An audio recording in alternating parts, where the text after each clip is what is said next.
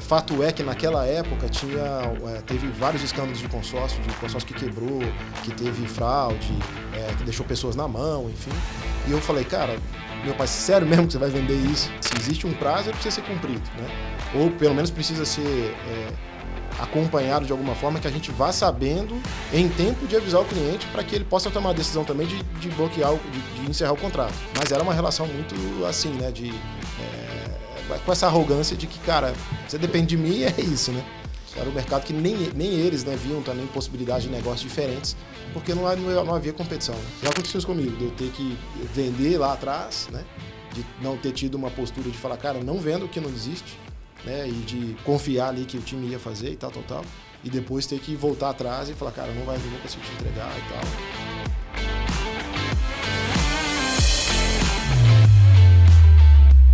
Olá pessoal, tudo bem? Meu nome é Fernando Castro, eu sou apresentador do Fintech Makers Podcast e hoje eu tenho aqui um convidado muito especial, uma pessoa que a gente vai conhecer bastante a história dele. Ele já participou de criação, estruturação, direta e indiretamente, quase 1000 fintechs. Um bom mineiro para a gente conversar aqui. Pena que não temos um pão de queijo para a gente comer aqui, mas a história vai ser boa e vai render bons papos aqui. Antes de eu apresentar o convidado para vocês, eu tenho 2 recadinhos para a gente dar aqui. O primeiro é, se é a primeira vez que você está aqui ouvindo a história do nosso podcast, a nossa principal missão aqui, eu acho que vale a pena você prestar atenção, é contar a história por trás das pessoas que estão criando as fintechs no Brasil. Seja como fundador, seja como executivo, seja como consultor, seja como conselheiro. Eu, quando montei minha primeira fintech, eu senti um desafio muito grande, que era de conhecer histórias, pessoas. A gente tem quase 2000 fintechs no Brasil e é contado sempre as mesmas histórias de 10, 20 fintechs ali. Então, no ano passado eu comecei um movimento, já gravamos mais de 15 episódios e é muito interessante porque muita história se repete, tem muito conhecimento, muito aprendizado por trás da história de uma pessoa igual o nosso convidado hoje. E eu tenho certeza que você, seja para aprender e trazer experiências para a sua própria vida ou para se preparar para uma reunião. Então, por exemplo, hoje a gente vai contar a história aqui de uma pessoa incrível que, de repente, você já conhece ou você precisa conhecer. E aí, você ouvindo um podcast como esse, você vai conhecer a história dele, vai se preparar melhor para a reunião, vai levar uma camisa do Cruzeiro para ele, que ele, ano passado, não foi lá essas coisas para o nosso Cruzeiro, para o Cruzeiro dele, na verdade, eu sou Flamengo.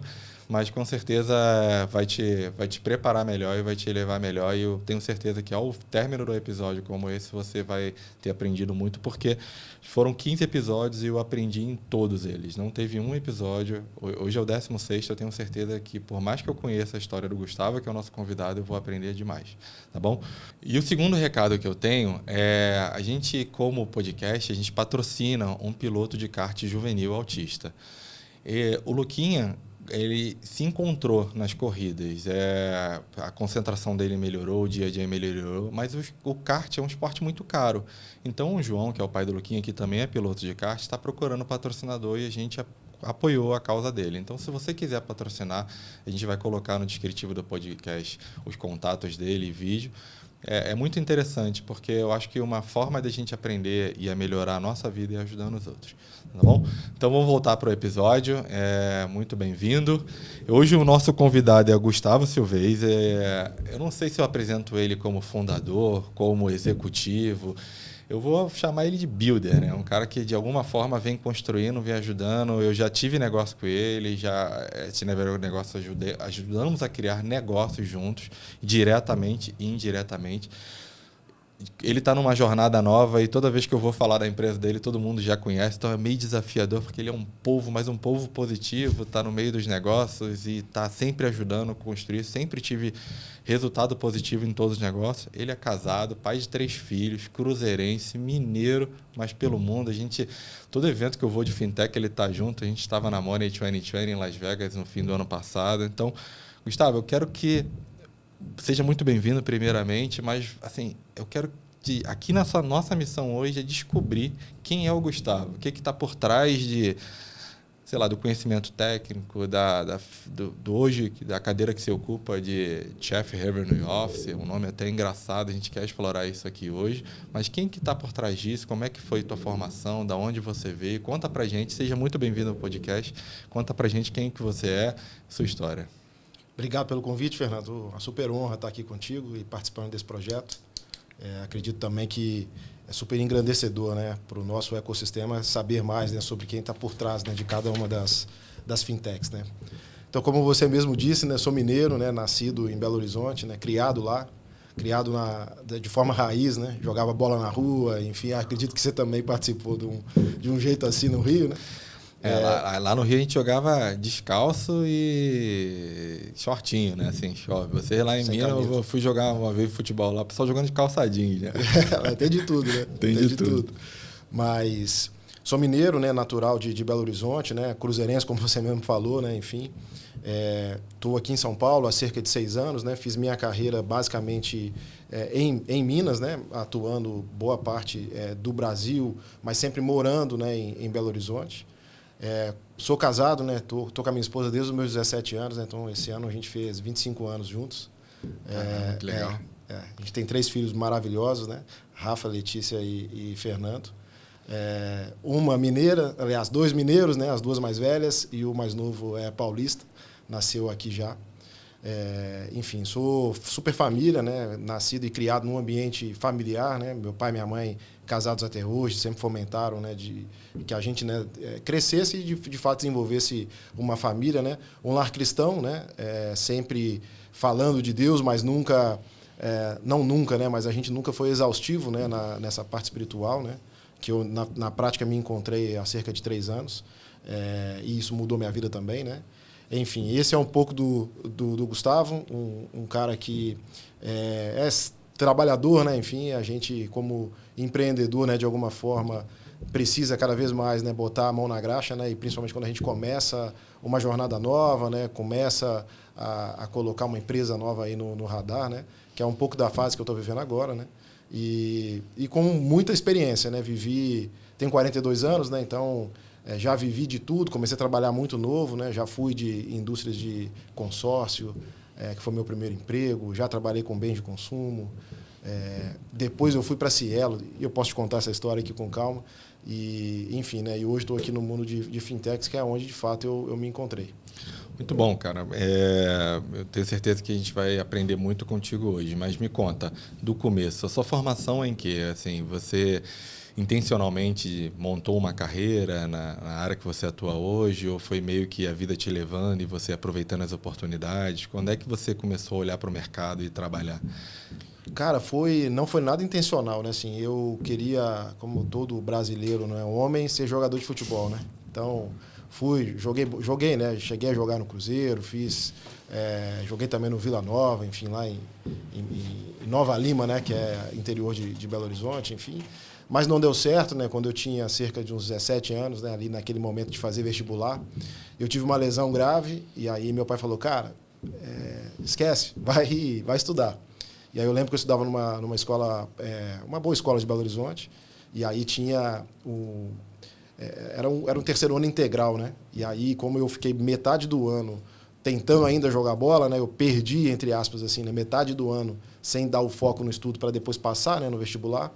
Eu consegui uma bolsa nessa escola para que eu pudesse fazer o pré-vestibular à noite.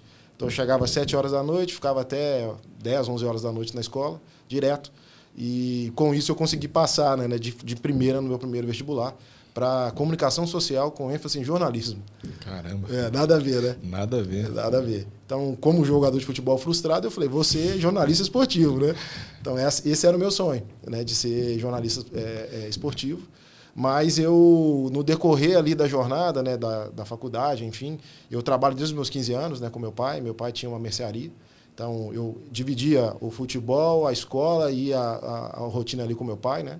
Então, eu brinco, ele não gosta que eu falo disso, mas ele não acha, né, que isso aqui seja uma verdade, mas para mim foi a melhor escola que eu tive na vida, né?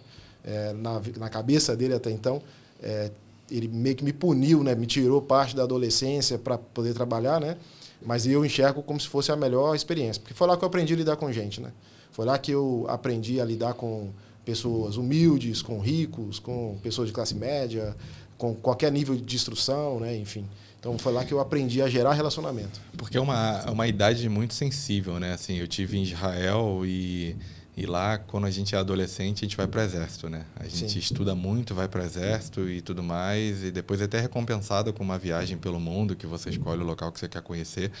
Mas eu acho que é um pouco, não só de blindagem para te afastar do problema que eles fazem isso, mas também para te experimentar e te colocar com coisas que você vai levar.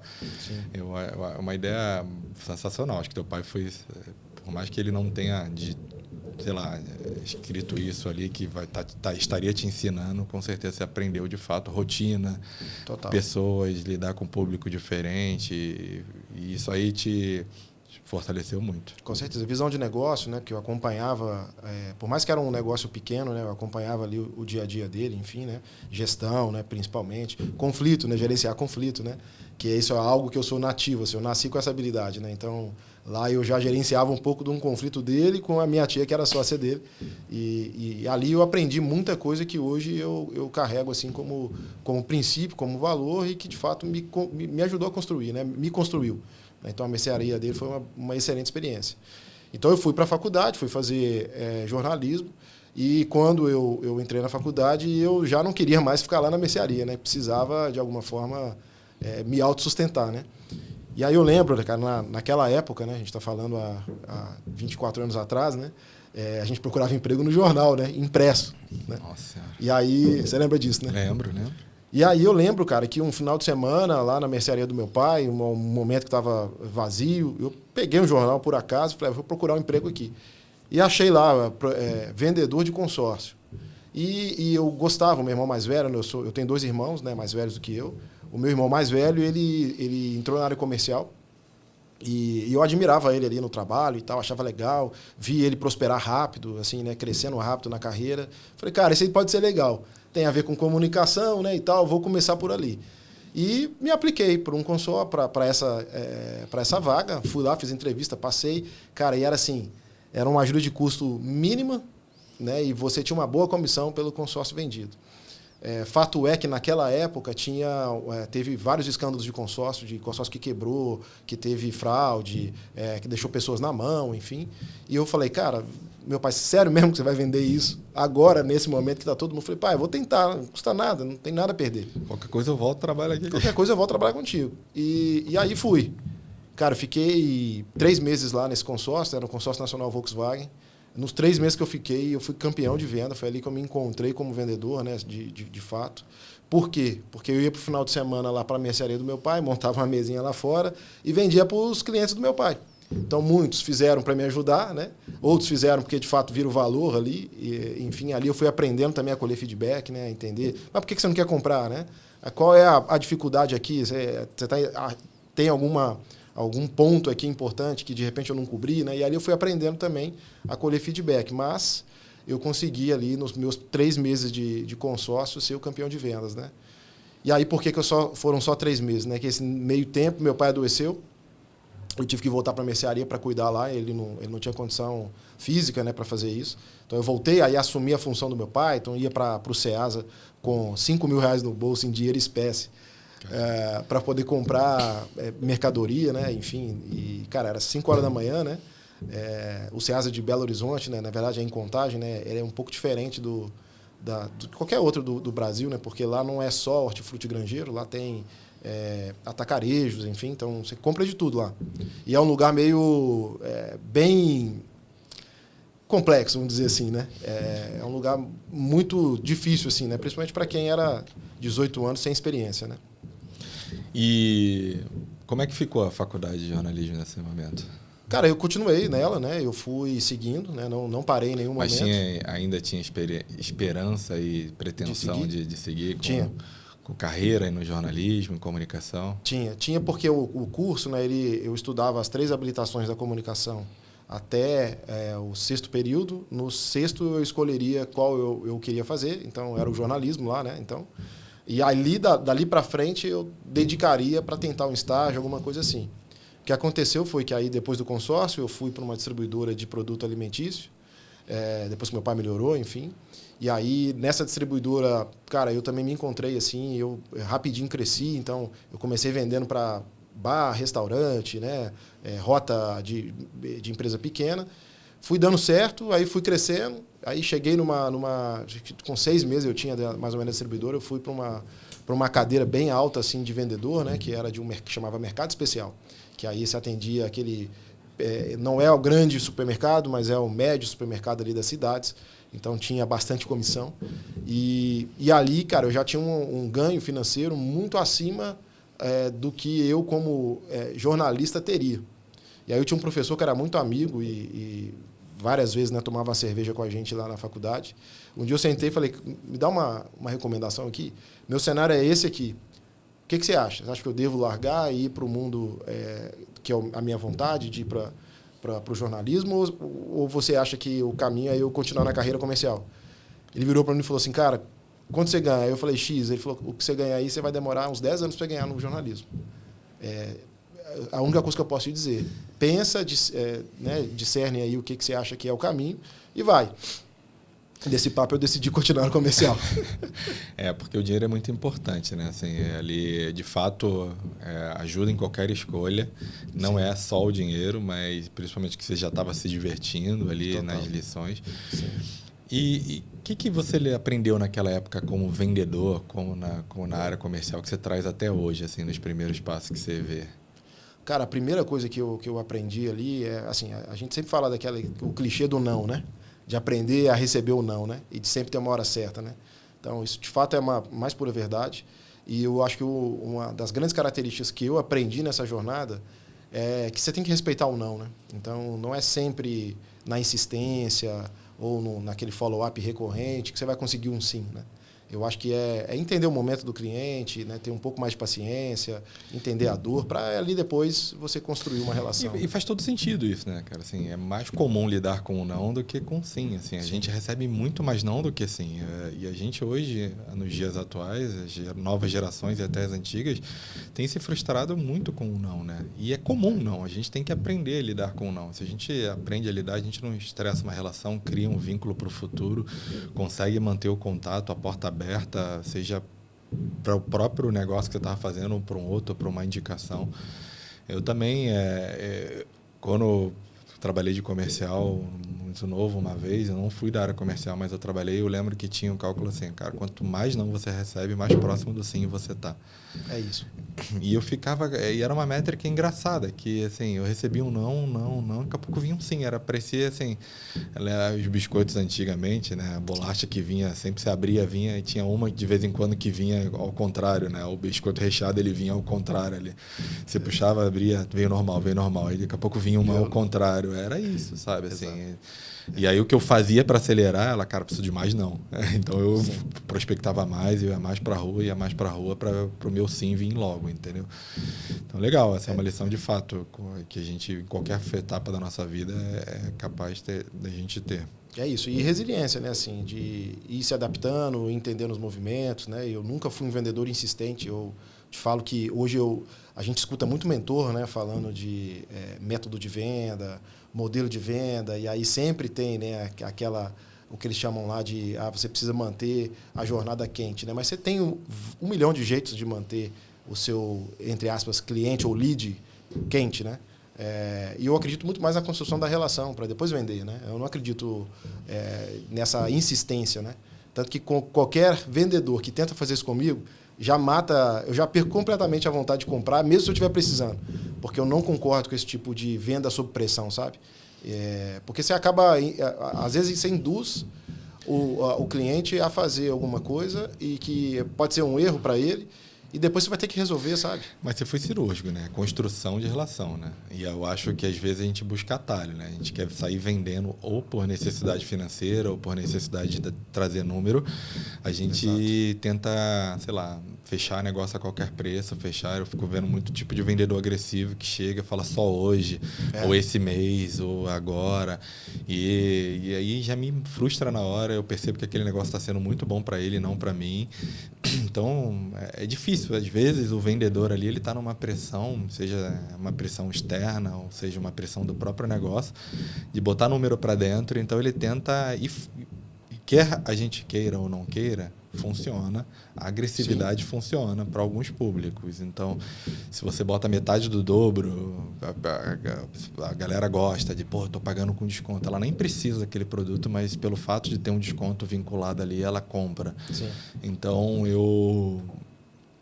eu vejo que é isso. Não funciona para mim impressão, principalmente quando eu estou comprando. Se a pessoa chega para mim e fala, só hoje, eu já esqueço. Fala, cara, então não vou comprar hoje. Espera o dia que é para mais gente. Que é para mais gente, entendeu?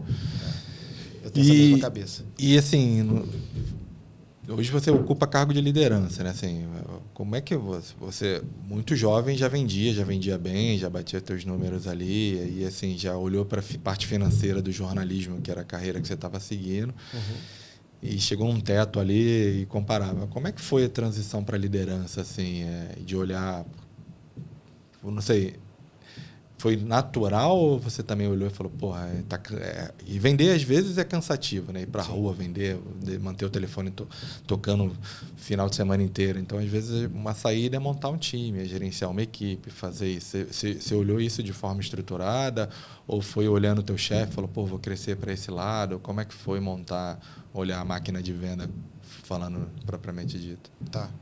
Cara, no início, assim, eu sempre tive esse perfil mais de liderança, como eu te disse, assim, sempre fui muito bom de relacionamento, de gerenciar conflito, de extrair melhor das pessoas, enfim, né?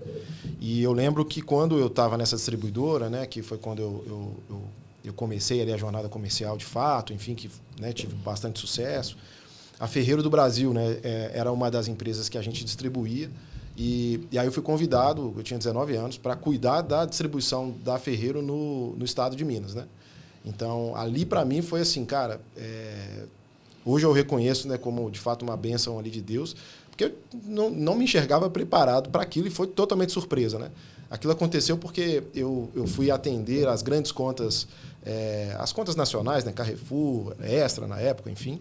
E eu consegui fazer uma coisa que ninguém, nem na Ferreiro Direto, tinha conseguido fazer na época, que era montar uma ilha dentro do supermercado de Ferreiro Rocher, porque o valor agregado era muito alto, né? Então, tipo, sei lá, se eu vendesse 100 caixinhas de Ferreiro Rocher, na época era 5, 6 mil reais numa ilha, né?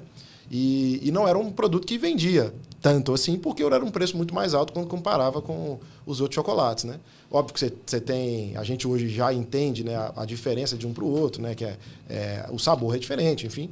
E ali eu tinha a dificuldade de convencer, né, alguém a topar uma loucura dessa comigo e comprando, né? E eu consegui, né? E aí foi um desafio que me fizeram, eu falei, eu vou fazer. Eu fui construir, fizemos lá a ilha, o cara vendeu, mas vendeu assim que a gente nem esperava, foi no Carrefour do BH Shop. Eu lembro disso até hoje. Para você ter esse tipo de espaço dentro desses grandes varejistas, você paga, né? Foi de graça.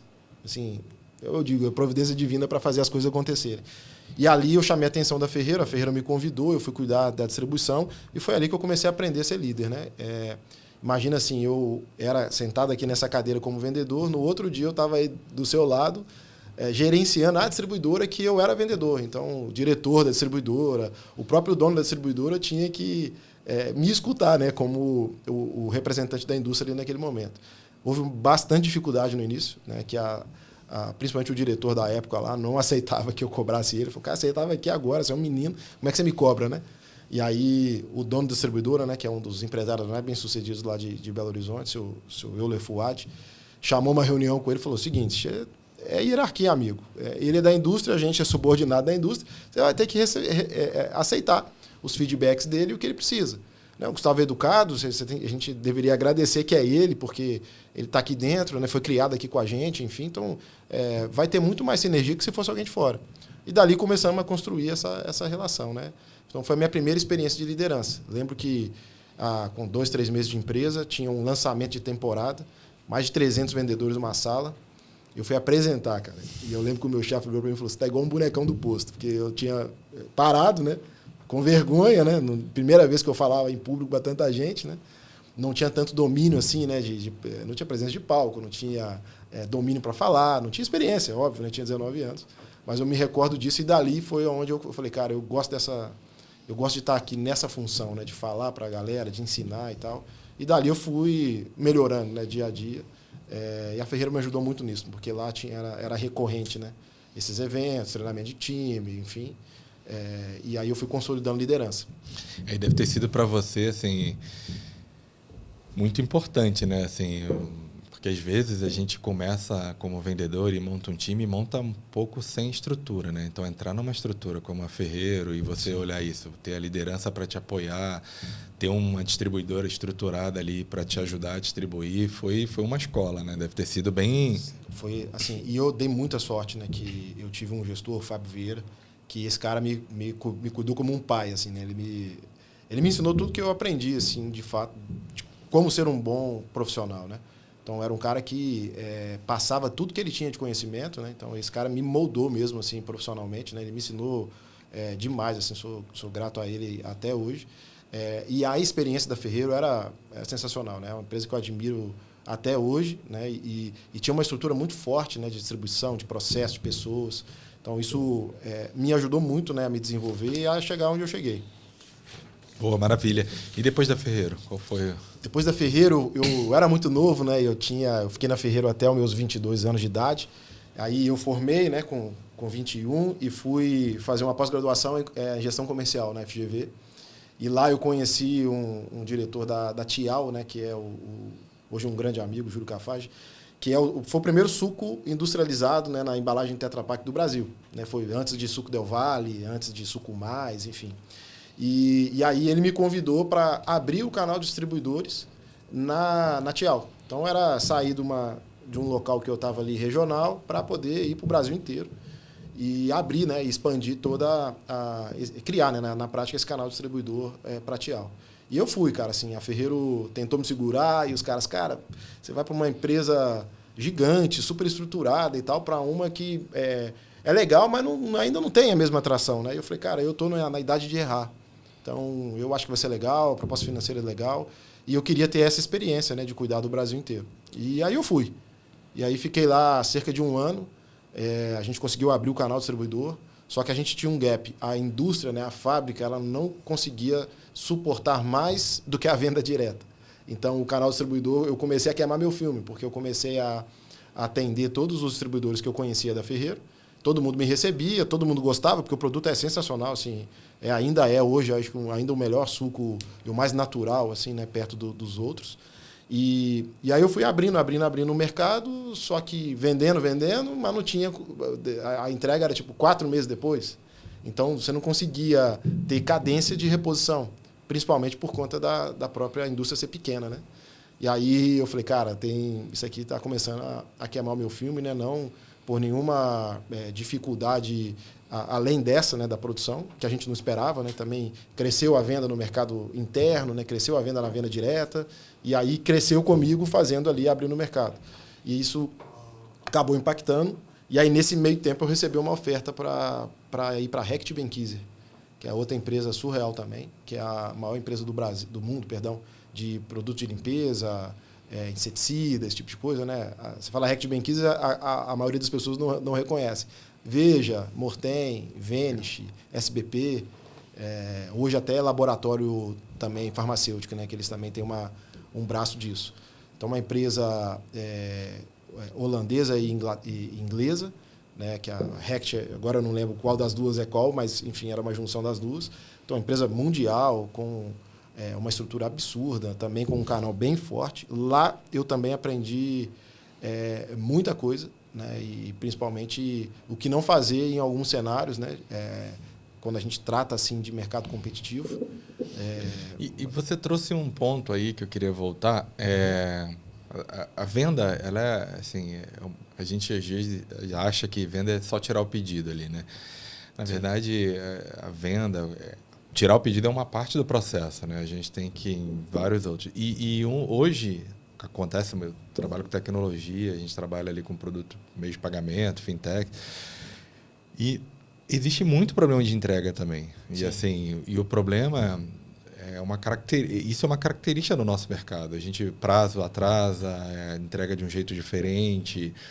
E às vezes o vendedor ele se frustra muito com isso e tá certo, é normal existir uma frustração. Ele prometeu que o software ia ficar pronto, que o white label do time ia ficar pronto, que a funcionalidade e tal ia ficar pronto e acaba atrasa ou não fica do jeito que ele prometeu, ou o preço aumentou e precisa ser revisitado. É normal isso, assim. Não deveria, mas ele é normal e acontece em todos os setores. Acho que você acabou de dar o exemplo do suco, mas acontece isso em tecnologia, acontece isso em meio de pagamento, acontece isso em roupa, em outro setor. Você acha que a gente, como... Eu me considero muito mais hoje comercial e pro-business do que tecnologia, que é a minha formação. Você acha que falta preparo e maturidade para a gente hoje no processo de venda? Ou tentar criar uma comunicação melhor? Ou se preparar para essa porrada que vai vir? A gente sabe... Na hora que a gente está fechando o pedido, eu estou um projeto muito grande que envolve Paraguai, Brasil e tal, e o time de tecnologia escreveu lá 60 dias para entregar. Sei que não vai vir em 60 dias aquilo, sabe? Vai vir muito mais e a gente tem que se preparar para isso. Olhando isso como uma característica do processo de vendas, você acha que a equipe comercial ela deveria entender isso como, vai acontecer, vamos ter essa maturidade, ou, não, o pessoal que entrega tem que entregar melhor? Eu acho que as duas coisas, né? Assim, lá na Zify, a gente começou, né, assim, a já ir para o mercado e a vender soluções que estavam no roadmap ainda, né, que ainda não estavam em produção. E aí, qual que era o nosso combinado, né? Precisamos vender o que temos e ser transparente com o cliente. Cliente, nosso prazo de entrega, por exemplo, vou dar um exemplo aqui que não é a realidade, mas, sei lá, a gente vai entregar a solução do Pix, mas o nosso Pix aqui está em desenvolvimento e eu vou te entregar ele daqui a 3 meses, por exemplo, né? Óbvio que tendo um compromisso também do time de produto, né, com esse prazo, e a gente também aqui sendo um pouco mais conservador e colocar um prazinho a mais, uma gordurinha, né? Então, se o produto fala que é 3, vamos jogar 4, que aí se a gente surpreender o cliente, está ótimo. E se o cliente topar estar nesse processo, está tudo bem também. Então, eu acho que é uma combinação do que, quando você oferta, de dar o prazo correto, mas há o risco de atrasar, mesmo com a gordura, que é normal. Mas também existe uma máxima no mercado de que produto atrasa, de que tecnologia atrasa. E, cara, isso, na minha visão aqui, como alguém que gera receita, eu não concordo, né? Eu acho que se existe um prazo, ele precisa ser cumprido, né? Ou, pelo menos, precisa ser acompanhado de alguma forma, que a gente vá sabendo em tempo de avisar o cliente para que ele possa tomar a decisão também de bloquear, de encerrar o contrato. Falar, não, vai demorar demais, eu vou para outro, né? Então, eu acho que é um misto assim, de dividir a responsabilidade com o time de produto e com o time de tecnologia das empresas e também o time comercial ser transparente, cara. Assim, é uma dificuldade, né? Porque o comercial quer sempre vender, né? Mas a gente construiu, assim, algo que eu posso dizer com clareza lá na Zify, principalmente, diante das minhas experiências pregressas, que não vale a pena você vender o que você não tem. Porque depois, para lidar com o conflito que isso gera, é um retrabalho absurdo e você, obviamente, queima seu filme no mercado. Né? Sim. Principalmente porque é uma relação a longo prazo. Não é um produto que você entrega e nunca mais fala com o cliente, né? Total. É um produto que você vai ter que ficar com ele a jornada inteira. Depois, para outro, tem possibilidade de fazer outras vendas, outros produtos, outras funcionalidades. Exatamente. Eu acho que hoje o vendedor, a equipe comercial, o time, ele tem que ter essa capacidade de gerenciar assim, porque senão isso vai gerar um estresse não só interno, com o time de produto, tecnologia, entrega, operação, mas também com o cliente. Com certeza. É isso mesmo. Bom, e vamos continuar. Boa. Aí da Rect Benkiser, então eu estava te contando que eu fiquei lá cerca de 3 anos, não é baita experiência, cara, assim, a Rect brilhava os olhos não só pelo meu modelo de trabalho, então ela tinha uma jornada de 15 dias de fechamento, então você tinha do primeiro dia do mês até o 15º para fechar sua meta. Se você passasse para o 16º, a tabela virava. Então era mais caro para o distribuidor, né, ou para o atacado, se ele comprasse depois do dia 15. Então você tinha uma dinâmica de 15 dias acelerar e depois os outros 15 dias fazer o distribuidor vender. Então eu achava isso sensacional, assim, era muito legal. Tinha muito evento, muita jornada de relacionamento com o distribuidor, de proximidade, de lançamento de produto, enfim. E foi a primeira vez que eu tive experiência internacional, foi lá. As convenções da Rect era fora do Brasil, né? Era muito legal isso, né? Então, tinha 22, 23 anos de idade. Vou para a Argentina, tudo pago. vou para Punta del Este, tudo pago, né? Ficando nos melhores hotéis da cidade, enfim. Então, foi uma baita experiência. Mas lá tinha um ponto negativo, que foi algo que me ensinou também muito, né? Que é um pouco do que a gente está dizendo aqui, né? Da venda é mais importante do que qualquer outra coisa, principalmente para a parte ética em alguma forma, né? Então, você tinha um canal distribuidor, você tinha um canal de atacado. Eu mencionei aqui que o Ceasa de Minas, de Belo Horizonte, de Contagem, ele é diferente de qualquer outro do Brasil, porque ele tem muito atacado lá dentro, né?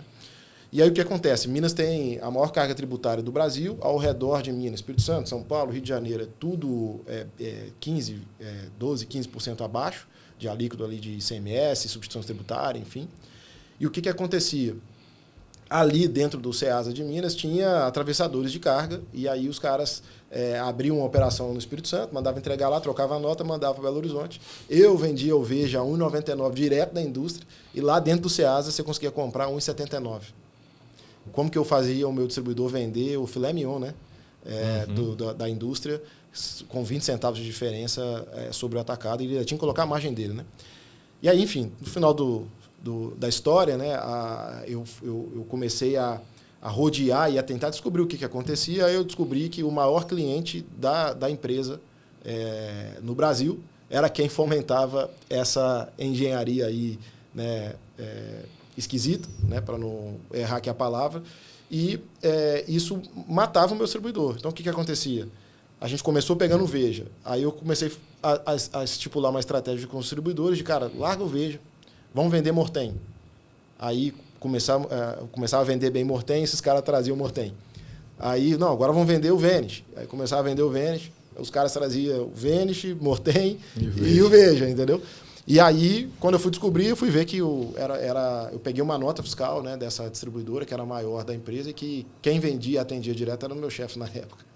E eu ficava lá reclamando com ele, e ele podia ter falado comigo, cara, é isso, funciona assim, o volume é muito grande, não tem como tirar, vamos entender aqui cenários para a gente se ajudar. Mas depois eu me senti um bobo, né, porque, cara, eu fui correndo aqui igual um maluco, e aí eu desenvolvi os produtos, ele sabia, e aí ia lá e vendia de outra forma, né, para o distribuidor.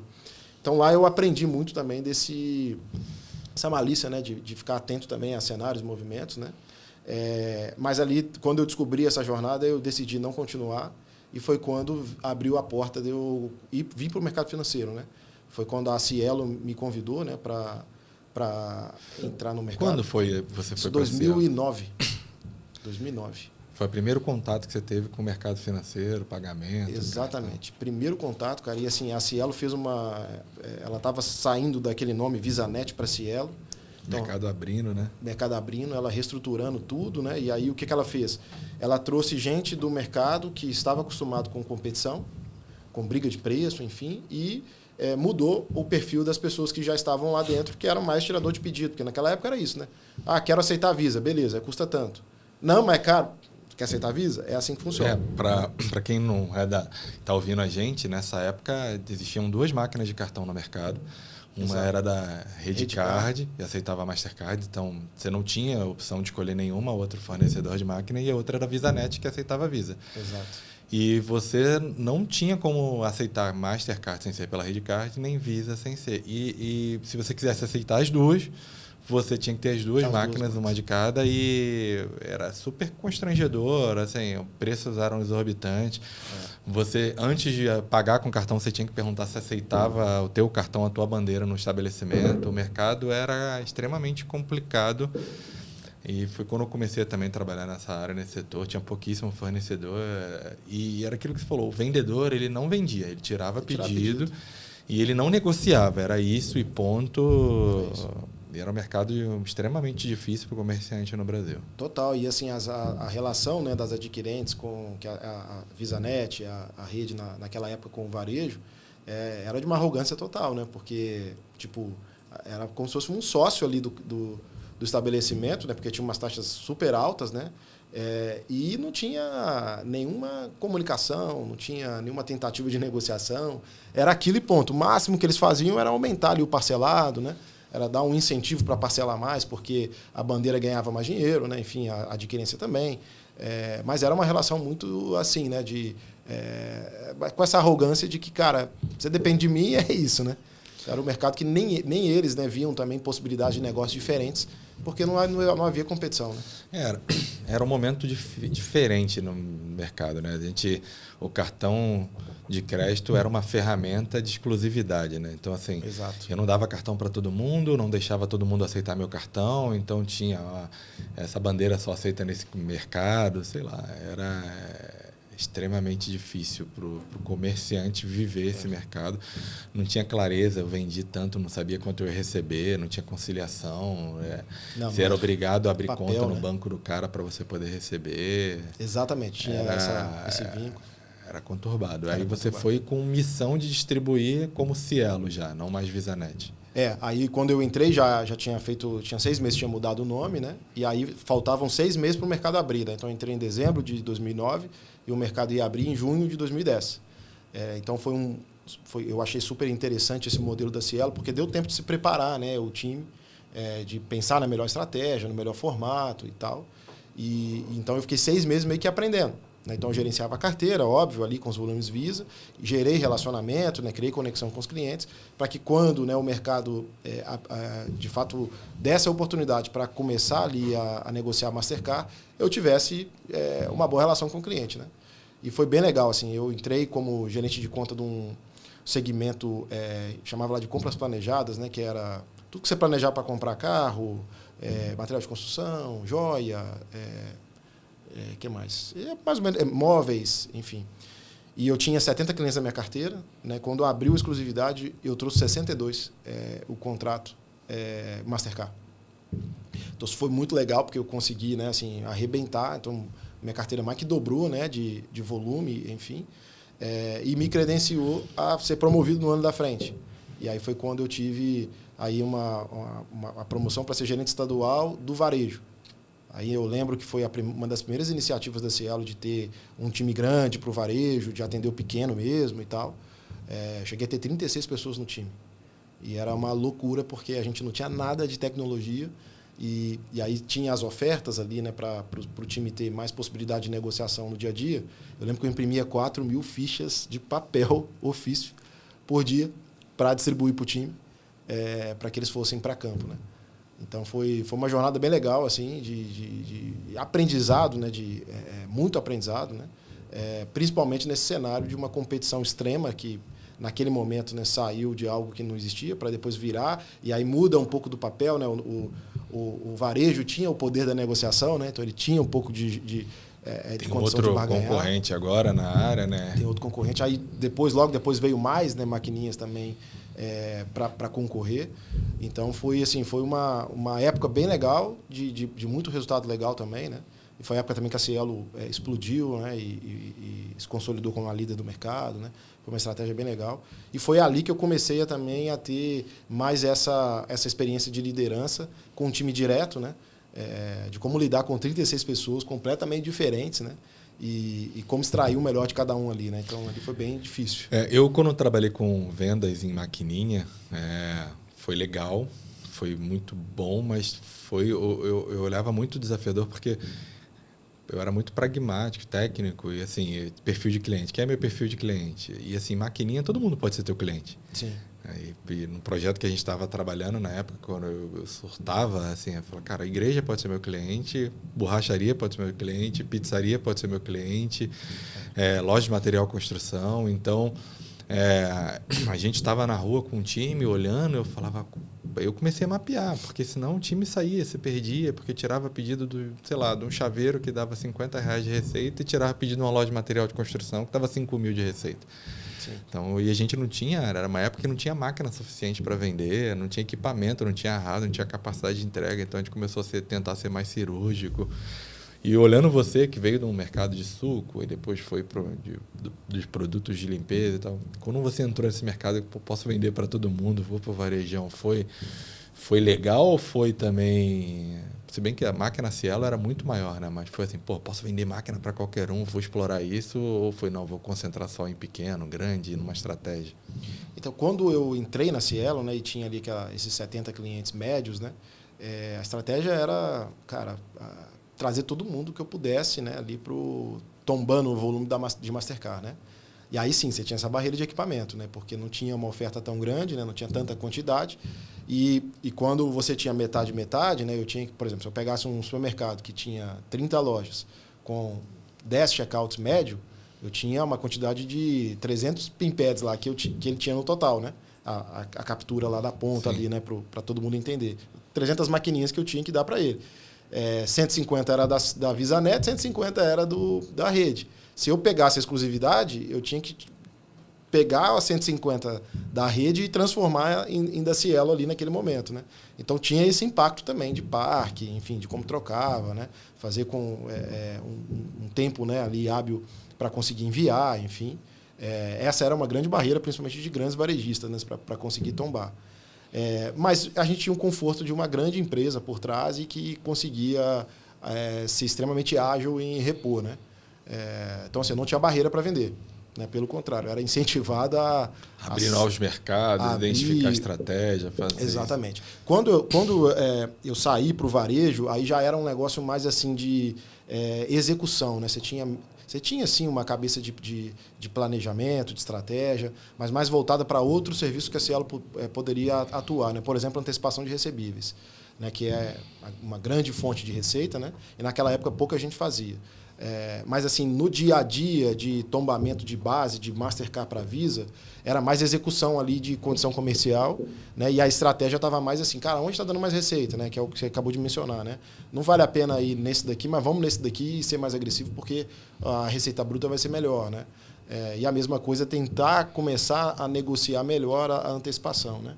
Então, foi uma época que cara, eu acho que foi a época que eu mais estressei a minha cabeça em desenvolver estratégias para buscar volume e receita. Eu lembro que eu tinha um analista e a gente parava e começava a olhar a número e falava, vamos achar um caminho aqui para melhorar. E dava certo, né? A gente cada hora trocava, fazia, testava e colhia resultado. Assim, foi bem legal.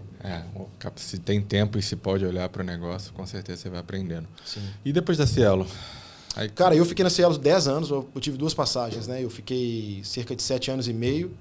Aí eu saí do varejo, né? E fui para o corporate, né? Então eu saí de um extremo e fui para o outro, completamente diferente, né? Fui atender as maiores contas do Brasil, né? Em Minas e Espírito Santo, né? E ali algumas contas aqui de São Paulo, quando tinha um backup ali de alguém, enfim. Também atendia a rede de postos Shell e BR também, né? A franquia inteira. E aí, ano de 2013, eu fui convidado para participar de um processo na Adyen, que era a empresa dos meus sonhos de trabalhar. E aí, quem me convidou falou, cara, você tem que vir, você tem todo o perfil e tal, vamos. Aí eu fui fazendo entrevista. Chegou na última entrevista, que era com a VP Comercial Mundo. E aí a pessoa que me indicou falou, cara, vai tranquilo, ela é brasileira e tal, beleza. A gente conversando, né? Começamos a falar e tal. Aí, de repente, ela trocou para o inglês. E eu fazia inglês desde quando eu larguei eu terminei, né, a pós-graduação, mas, cara, eu fazia inglês daquele jeito, nas coxas. Travei, não consegui falar uma palavra com ela, pedi desculpa. Ela falou, cara, sinto muito, mas você tinha todos os pré-requisitos, mas sem o inglês esquece, porque é a língua que todo mundo da Adyen conversa, inclusive no escritório aí de São Paulo. E eu falei, perdi, então não vamos seguir? Ela falou, não, sinto muito, né, na hora que você estiver aí melhor, você volta a falar e tal, enfim. Eu lembro que eu desliguei o telefone com ela, na época, não foi telefone, foi uma videoconferência. Eu liguei para minha esposa e falei, amor, vou me virar aqui agora, vou arrumar um intercâmbio. Ela, não, como assim? Aí eu contei a experiência para ela e tal, já fui, procurei, e naquele mesmo ano eu fui fazer a minha primeira jornada de intercâmbio no Canadá. E aí eu fiquei 1 mês, a minha esposa depois me encontrou ali no finalzinho para dar uma passeada e tal. Lá a gente produziu a nossa primeira filha. E aí, quando a gente voltou, cara, voltamos com a cabeça, falamos, vamos morar no Canadá? E eu fiz um intercâmbio em Vancouver. E aí, vamos. Aí começamos a olhar todos os cenários para poder mudar, para imigrar, para ter visto e tal. E aí, nesse meio tempo, descobrimos que a gente ia ser pai, né? E aí, pausamos o projeto. Aí, continuei na Cielo, enfim, e tal. Minha filha nasceu. 1 ano depois, eu pedi uma licença não remunerada na Cielo. Peguei 1 mês de férias, fui de novo para Vancouver, aí ficamos 2 meses. Lá eu descobri uma faculdade, que é a melhor faculdade do mundo de tecnologia para negócio, né? Então eles têm o melhor MBA do mundo de marketing e vendas. Me apliquei, sem nenhuma intenção de passar. Falei, vou aplicar. Se der certo, aí eu me viro. Eu me viro. Passei, porque era análise de currículo, não era análise de fluência em inglês. E passei, cara, e aí eu lembro que era setembro, as aulas começavam em janeiro. E aí era um tempo muito curto, né, enfim. E aí eu tentei, né, voltando para o Brasil, começamos a organizar as coisas para poder ir de vez. E aí eu consegui postergar para abril, e aí negociei minha saída com a Cielo, saí de porta aberta, enfim, tranquilo. E aí fui para o Canadá em abril e fiquei lá cerca de 1 ano. A minha filha mais velha tinha 2. Ela não se adaptou, cara. Foi uma jornada que era um projeto meu e da minha esposa, né? Não era dela. Mas o que a gente achou que ia ser o menor dos problemas, né? Porque a gente tinha feito um test drive antes de 2 meses com ela e tinha sido tudo perfeito. Mas ela não suportou a distância, a mudança de rotina, língua, comida, tudo mudou, né? Então a minha esposa ficava com ela aqui no Brasil, lá no Canadá, minha esposa trabalhava e eu ficava com ela durante o dia e à noite eu ia estudar, né, fazer o MBA ou trabalhar. Mas o fato é que a gente ficou só 1 ano, aí voltamos, mas foi uma experiência incrível, né? Lá eu ganhei a fluência, trabalhei no mercado canadense, né? Trabalhei na Minissor, que é a loja de miscelâneos, enfim, fui vendedor lá.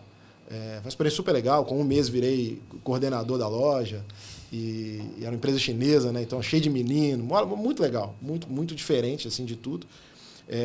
Foi algo que me fez voltar muito no passado, né? Então eu me via no Canadá, eu tinha 32, 33 anos mais ou menos, fazendo o que eu fazia quando eu estava com meu pai. E aquilo também mexeu muito com a minha humildade, né? De como era importante, né? A gente exercitar isso. Mas foi algo engrandecedor assim, na minha vida. E aí, quando a gente percebeu que a minha filha não estava adaptando, estava regredindo, enfim, tinha várias oportunidades na Cielo, e a Cielo, uma hora ou outra, alguém ligava, você não vai voltar não, e tal, não sei o quê. E aí tinha uma oportunidade em Belo Horizonte e uma em São Paulo. E aí eu lembro que eu peguei o telefone, liguei para a vice-presidente, a Renata Greco, falei com ela, Rê, eu vou voltar. Minha filha não está adaptando, tal. Aí eu lembro que ela falou assim comigo, cara, desculpa o termo aqui, maior cagada que você está fazendo, mas eu te quero de volta. Você tem 2 vagas aqui, uma em São Paulo e BH, onde você quer? Aí eu falei, eu prefiro BH porque aí ela adapta de volta e tal. Depois eu consolidando em BH, eu quero ir para São Paulo um dia. Aí voltei, cara. E aí voltei, fiquei mais 2 anos na Cielo, atendendo aí como gerente estadual de uma carteira cuidando de gerentes, né? Então eram níveis mais sêniores ali que a gente cuidava dos médios clientes, não era nem o corporate nem o varejo, né? A galera ali do meio, né? Que sustenta mesmo ali a parte de receita da empresa. E aí, dessa jornada da Cielo, eu recebi o convite do Davi Holanda para vir para Acesso Soluções de Pagamento, para ser diretor comercial e começar a jornada lá, que depois virou o Bankless, né? Então, foi essa a minha primeira experiência em São Paulo. O Davi, a gente se conheceu em 2009, quando eu entrei na Cielo, a gente era par, cara. O Davi era gerente de conta, assim como eu, e a gente ficou muito amigo, assim, foi o cara que mais me estendeu a mão lá na Cielo, me ensinava tudo, ficava comigo até tarde no telefone, me ensinando o sistema e tal. Ele em Campinas, eu em Belo Horizonte. Aí a gente deu o pulo junto, né? Viramos estaduais do varejo juntos. Depois ele virou gerente regional do varejo, e aí depois ele foi para a PagSeguro e construiu a PagSeguro lá. Foi do Founding Team lá, enfim, fez a jornada de sucesso que foi, né? E eu sempre mantive contato com ele, né? Ele sempre foi um mentor, um cara que eu tinha admiração, tenho até hoje, e é um grande amigo. E aí eu fiz contato com ele, sempre mantive, e aí ele falou, cara, a tua oportunidade de a gente trabalhar junto é agora. Vem, você tem que sair daí, sua cabeça vai mudar, vem para São Paulo e tal. Eu falei, cara, eu vou.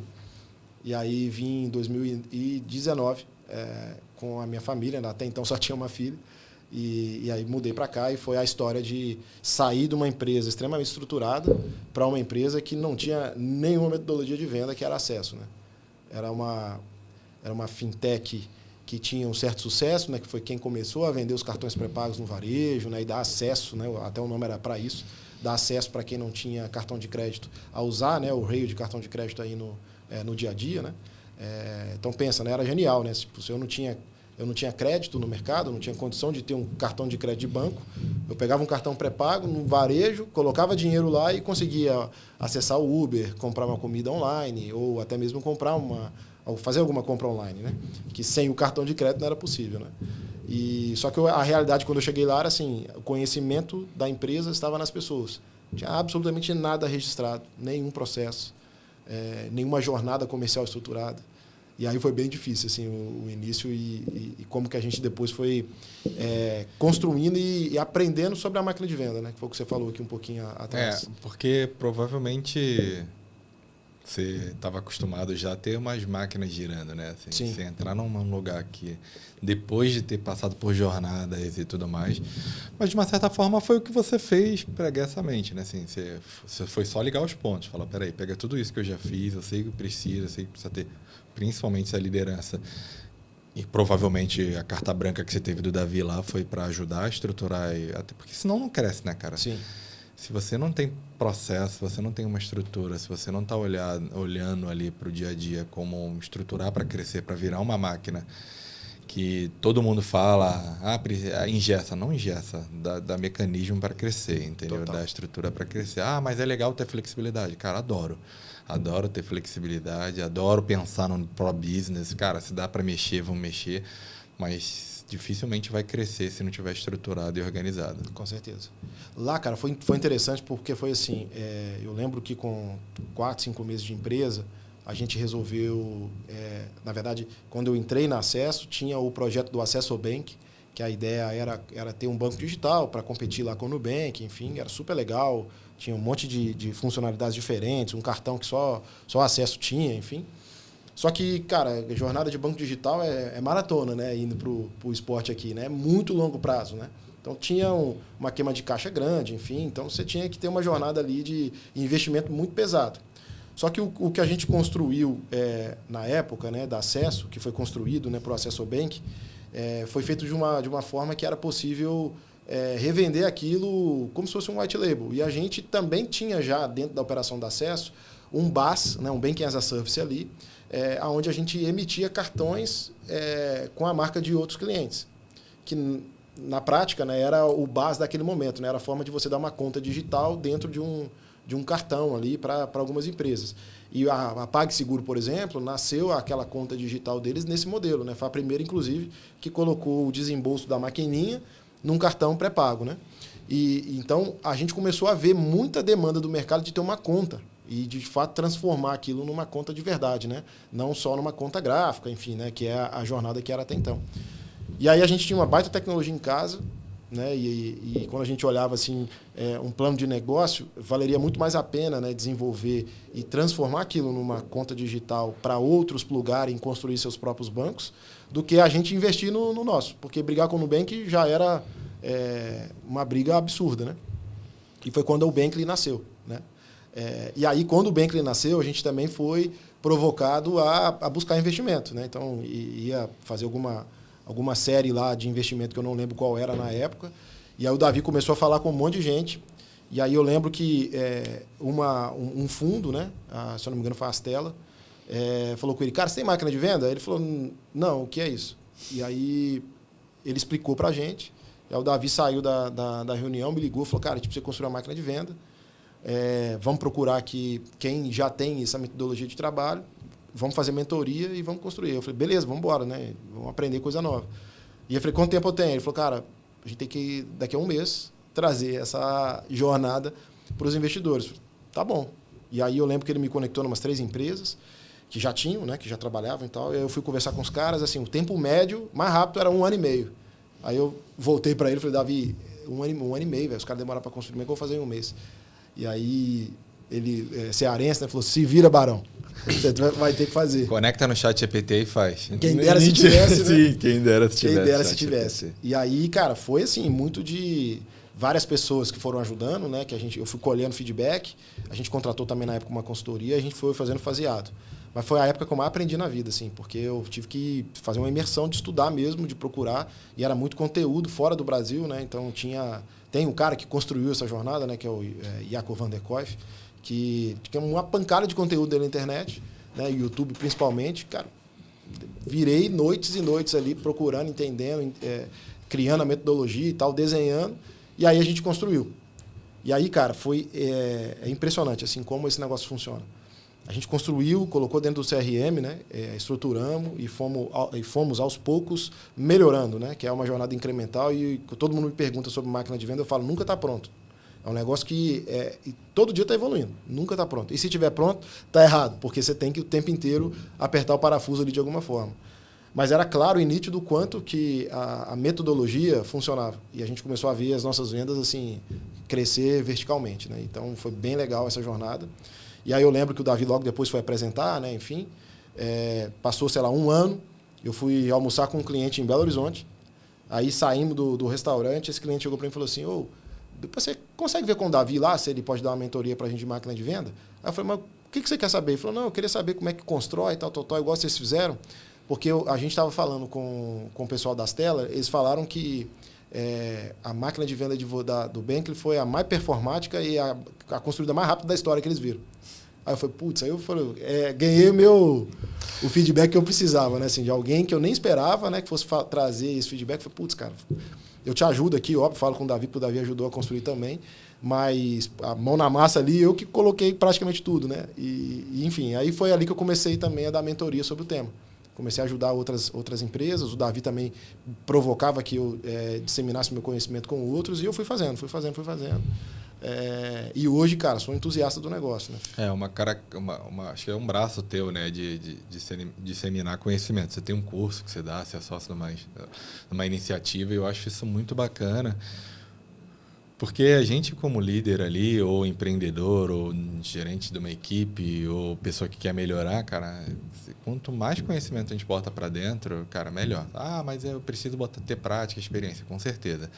Mas às vezes a gente está dando muita porrada num tema que em 15 minutos de conversa com alguém, ou de repente num café do intervalo de um treinamento, de um curso, você pega o feedback de alguém, é fantástico. Eu já fiz um curso contigo, e os insights que a gente tem ali, as outras pessoas que estão participando do curso, cara, eu acho essa jornada de disseminar conhecimentos é muito incrível e fantástica. E foi aí que começou, você olhou para isso com esse tema, com essa vontade. Na verdade, assim, eu sempre tive a vontade de montar alguma coisa nisso, né? E aí,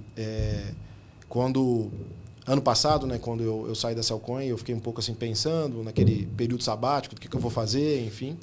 E aí eu conheci um amigo a minha filha, o pai da melhor amiga da minha filha, da escola, tem uma clínica de alta renda de ginecologia aqui em São Paulo, e ele precisava de alguém comercial para ajudar ele lá. E aí, cara, me conectei nele, comecei a estruturar lá na clínica dele, a gente viu rapidamente também trazendo resultado. E aí eu falei, cara, é isso aqui que eu acho que faz sentido eu ter um braço disso. E quando eu estava na Cellcoin, eu conheci o Eduardo Barros, que é sócio da IDK e CEO da IDK, que é uma agência de marketing, que tem esse conhecimento também de todo esse pedaço de marketing, né? E a gente se combina muito, né? Porque hoje a jornada do CRO que você mencionou aí no início do nosso papo, a gente não acredita, né, num modelo comercial hoje separado do marketing e venda, né? Porque os insights que você pega no comercial ajudam o marketing a performar melhor e vice-versa, né? É uma jornada infinita, né? Então, lá na Zify, por exemplo, tudo que toca no cliente está debaixo da minha gestão, porque a gente pega insights de absolutamente tudo. Então, até o atendimento, que tem ali algum tipo de conversa com o cliente ou alguma coisa que, de repente, derivou para o atendimento, mas o time de integração poderia ter feito melhor, poderia ter orientado o cliente de outra maneira, serve para, de alguma forma, melhorar a experiência. Então, por isso que essa jornada de revenue, né, da geração de receita, a gente entende que é um negócio único. Então, lá na clínica me mostrou isso. E aí a gente começou a fazer lá uma jornada muito mais forte, né? Na verdade, não lá, né? Lá eu fui vendo as coisas acontecerem mais rápido e me abriu a cabeça para ir para uma escola de negócio, que é um plano que o Eduardo acabou entrando junto comigo. E aí a gente criou a M10, né? Que é um clube, né? E também uma escola de negócio, onde a gente ensina empresários a criarem a sua própria máquina de venda e a performar melhor. E faz todo sentido, assim. Acho que o marketing como ferramenta, não só de venda, mas para ganhar mercado, para vender um outro produto interno. Eu lembro que a gente fez um movimento de marketing comercial na JoyPay, Daniel e eu, a gente falou, cara, a gente está perdendo muito tempo na ponta explicando o que é a JoyPay, assim, sabe? Sim. Como é que a gente melhora isso? E a solução foi investir em marketing, porque aí a gente acabou investindo em marketing, desse investimento saiu uma matéria falando da Joy, e aí dessa matéria a gente criou um mini paper, assim, que a gente mandava para o cliente e o cliente entendia o que era. Então, na hora que a gente chegava para negociar ali, o cliente já sabia quem a gente era. Sim. Então, de fato, melhorou a performance, melhorou o resultado com marketing nas vendas ali, sabe? Total. E a gente negligencia muito marketing porque acha que é verba, coisa Que é assim. gasto. Cara, pode excessivo. ser para melhorar a conversão num produto, pode ser para melhorar o jeito. Pô, tu pega teu indicador de chamada, chama chamada, tá todo mundo aqui resetando senha. Cara, cria uma campanha de marketing para resolver isso, sabe? Então eu acho sim que faz todo sentido a liderança, de novo, ponta olhar para o marketing como ferramenta para ajudar, não só em vendas, mas em vários setores. Com certeza. E o mais importante disso tudo, Fernando, é assim, lá na Zify, por exemplo, qualquer investimento que eu faço em marketing, eu metrifico e vejo o quanto que me traz de retorno de vendas. Então, eu acho que o mais importante é dar visibilidade e drivar a empresa para ser, de fato, uma jornada baseada em dados, porque aí você tem condição de falar, beleza, eu investi 1.000, olha o quanto que veio de volta. Né? Então, em qualquer iniciativa que você faça, cara, comprei um uniforme, é marketing, não é? Estou com a minha marca aqui estampada. Cara, até isso a gente metrifica e vê o quanto que traz de resultado no final. Né? É óbvio que no bolso todo, né? No gasto todo, mas é importante. Tem formas muito difíceis e fáceis de você calcular isso, mas tem que medir. Eu lembro, a gente fez uma ação junta no passado, aí, sei lá, a gente deve ter gasto R$5.000 para fazer a ação e o resultado foi absurdo, um cliente gigante ali para dentro de casa. Lógico, tem hora que a gente vai fazer ação e não vai dar em nada, que a gente também não pode só pegar o que deu certo, tem que pegar o que deu errado e trazer para a balança também. Mas tenho certeza que marketing traz resultado na maioria dos cenários se você fizer bem feito. Não, com certeza. E assim, é óbvio, né? Você nunca acerta 100%, né? Você vai aprendendo e testando, né? Então, por exemplo, ano passado, a gente participou de alguns eventos. Putz, teve 2 eventos que deram super certo, deu ROI de 3, 4. Então, a cada real que eu investi no evento, trouxe 3 ou 4 de receita, né? Mas teve um que, cara, era posicionamento. Era simples de estar lá presente, que eram eventos falando de risco e de PLD, né? Onde a gente, como a Zify, se posicionou dizendo, cara, eu sou uma empresa que eu olho essas duas coisas como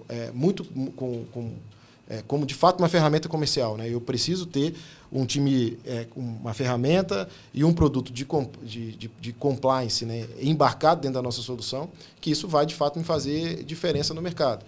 Mas não falamos com nenhum cliente. Isso foi de fato posicionamento, mas era intencional. Né?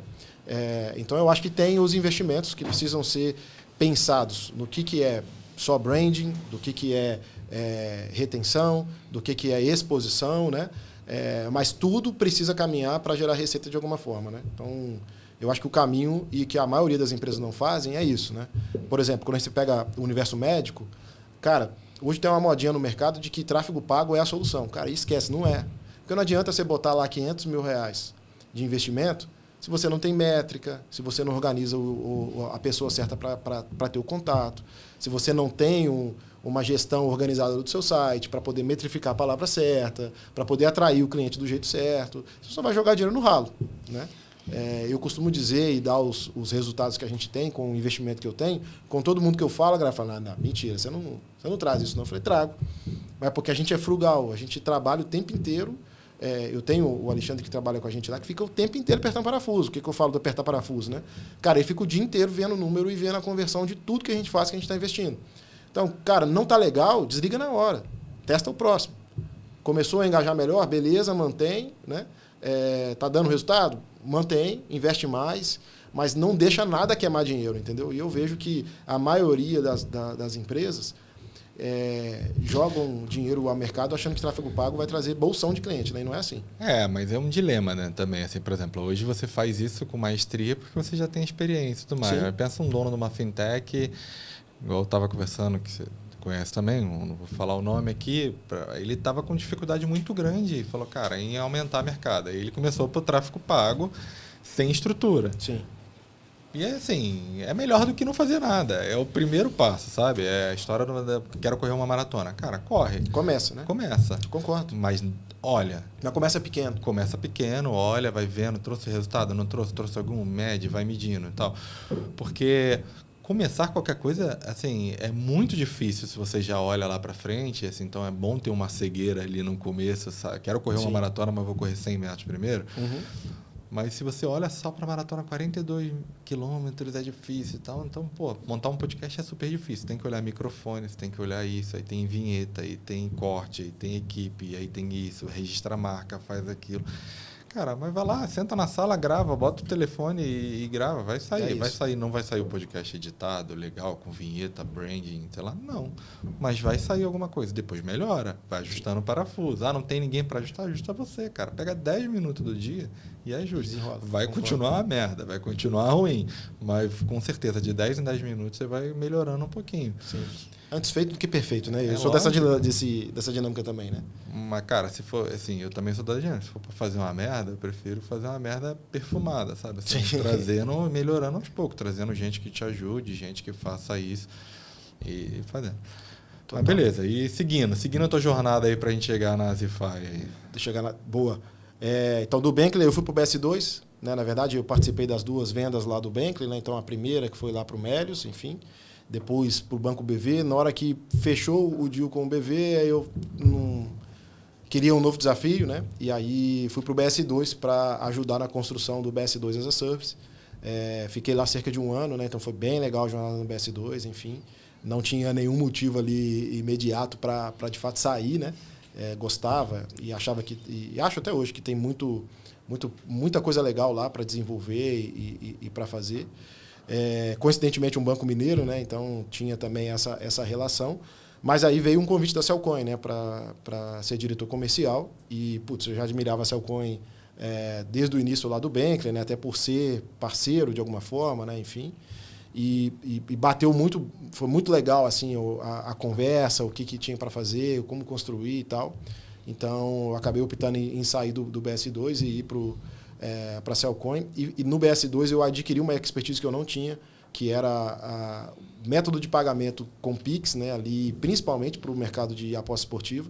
Então eu não tinha esse know-how, eu não tinha relacionamento com ninguém. No BS2 me trouxe, que o BS2 foi talvez o precursor, né, ali do início dessa jornada, e quem começou a ter um produto de fato escalável ali, né, que suportasse a alta volumetria das apostas, né? E quando eu fui para a Cellcoin, cara, eu fui muito com essa possibilidade de levar clientes, né, desse mercado para lá, e deu super certo, né? Eu lembro que a gente começou o ano, na época, 90 milhões de transações, até outubro, né, que foi quando houve a regulação do Banco Central, outubro de 24, a gente já estava batendo 400 milhões de transações, né? Então, eu tenho, isso é que eu posso dizer, assim, que eu participei ativamente desse ramp-up, né, de quantidade de transação, né, que a Cellcoin meio que dominou o mercado, e você ajudou muita gente, né? Você trouxe vários clientes ali importantes ali desse cenário. Foi uma jornada incrível lá, né? Participei também do processo da Cellcoin ali de captação, enfim, né, que eles fizeram uma das maiores rodadas de captação em 2024, enfim. Mas chegou em dezembro, ali um pouco da relação com o fundo, da estratégia nova do fundo, enfim, decidimos ali encerrar a nossa relação, né? E aí eu fiquei de janeiro a março discernindo o que eu ia fazer e qual que era o próximo passo que Deus tinha para mim, né? Então, acho que a maior dificuldade da gente hoje em dia é escutar, né? Entender o que é o caminho, né, que Deus tem para a gente, né? Eu hoje vivo minha vida pisando só onde eu sei que é um caminho que Deus tá colocando no chão, né? E foi super difícil, porque, cara, graças a Ele, né, eu recebi aí cerca de 12 propostas. E eu fiquei maluco, falei, cara, aonde eu vou? O que eu vou fazer, né? E uma definição clara que eu tinha na cabeça é que eu não queria mais ficar no mundo das apostas. Então, empresas que tinham só esse modelo, já foi fácil de eu falar, cara, não acho que é o meu momento de vida agora e tal. Obrigado pela proposta e tal. Então, eu recebi muita proposta de ser sócio de empresa, enfim. Então, foi bem legal, assim. E apareceu a Zify. Né? E como que apareceu? Eu tenho uma relação muito forte com os fundadores da Zify. Eu ajudei eles no início da outra empresa que eles tinham, lá em 2019, quando a gente começou o Bentley, enfim. E eu lembro que aonde eu saí do Bank, fui pro BS2, levei eles para o BS2. E aí eu tava levando eles para a Cellcoin e eu acabei saindo, né? E aí eu só mandei uma mensagem avisando um dos fundadores, falei, cara, tô saindo, enfim, né? Enfim, é só para te avisar e tal. Ele falou, cara, nós estamos montando um negócio aqui diferente, queria conversar contigo e tal. Vamos falar? Eu falei, vamos. E aí quando eu conversei, cara, não foi nem com o fundador, né? Foi com um dos fundadores, mas não dos que eu já tinha relação.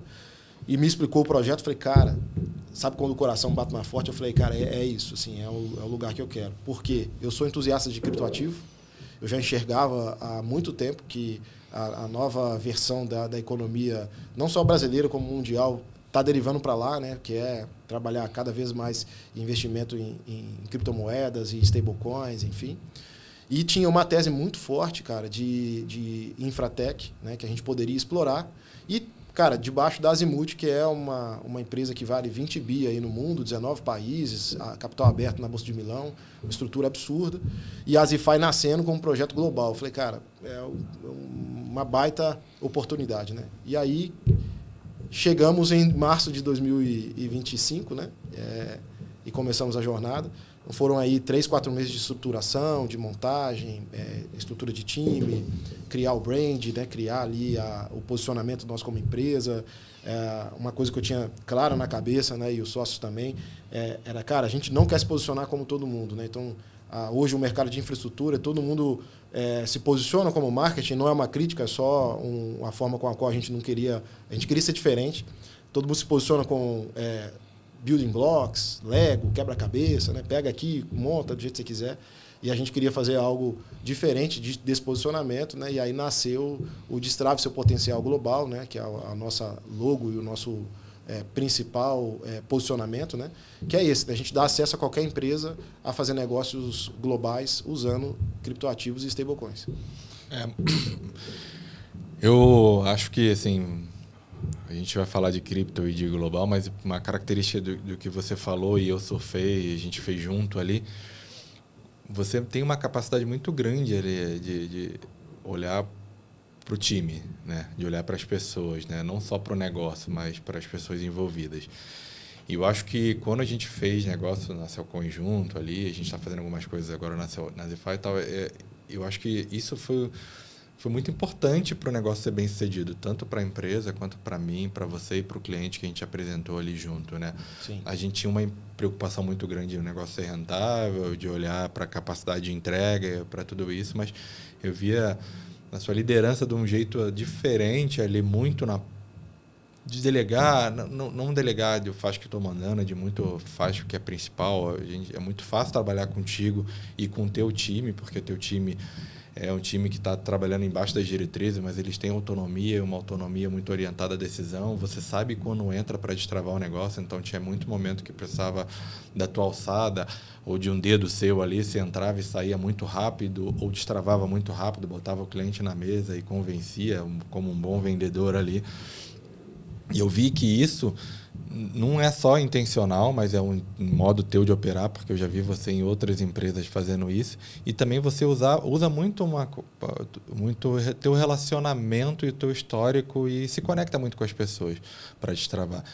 E então, assim, eu queria trazer antes da gente falar da Azify, da estrutura global, que eu quero explorar um pouco isso, mas é isso. Porque eu vejo isso como importante, porque às vezes a gente, cara, eu sou um cara de negócio, eu tento trazer negócio.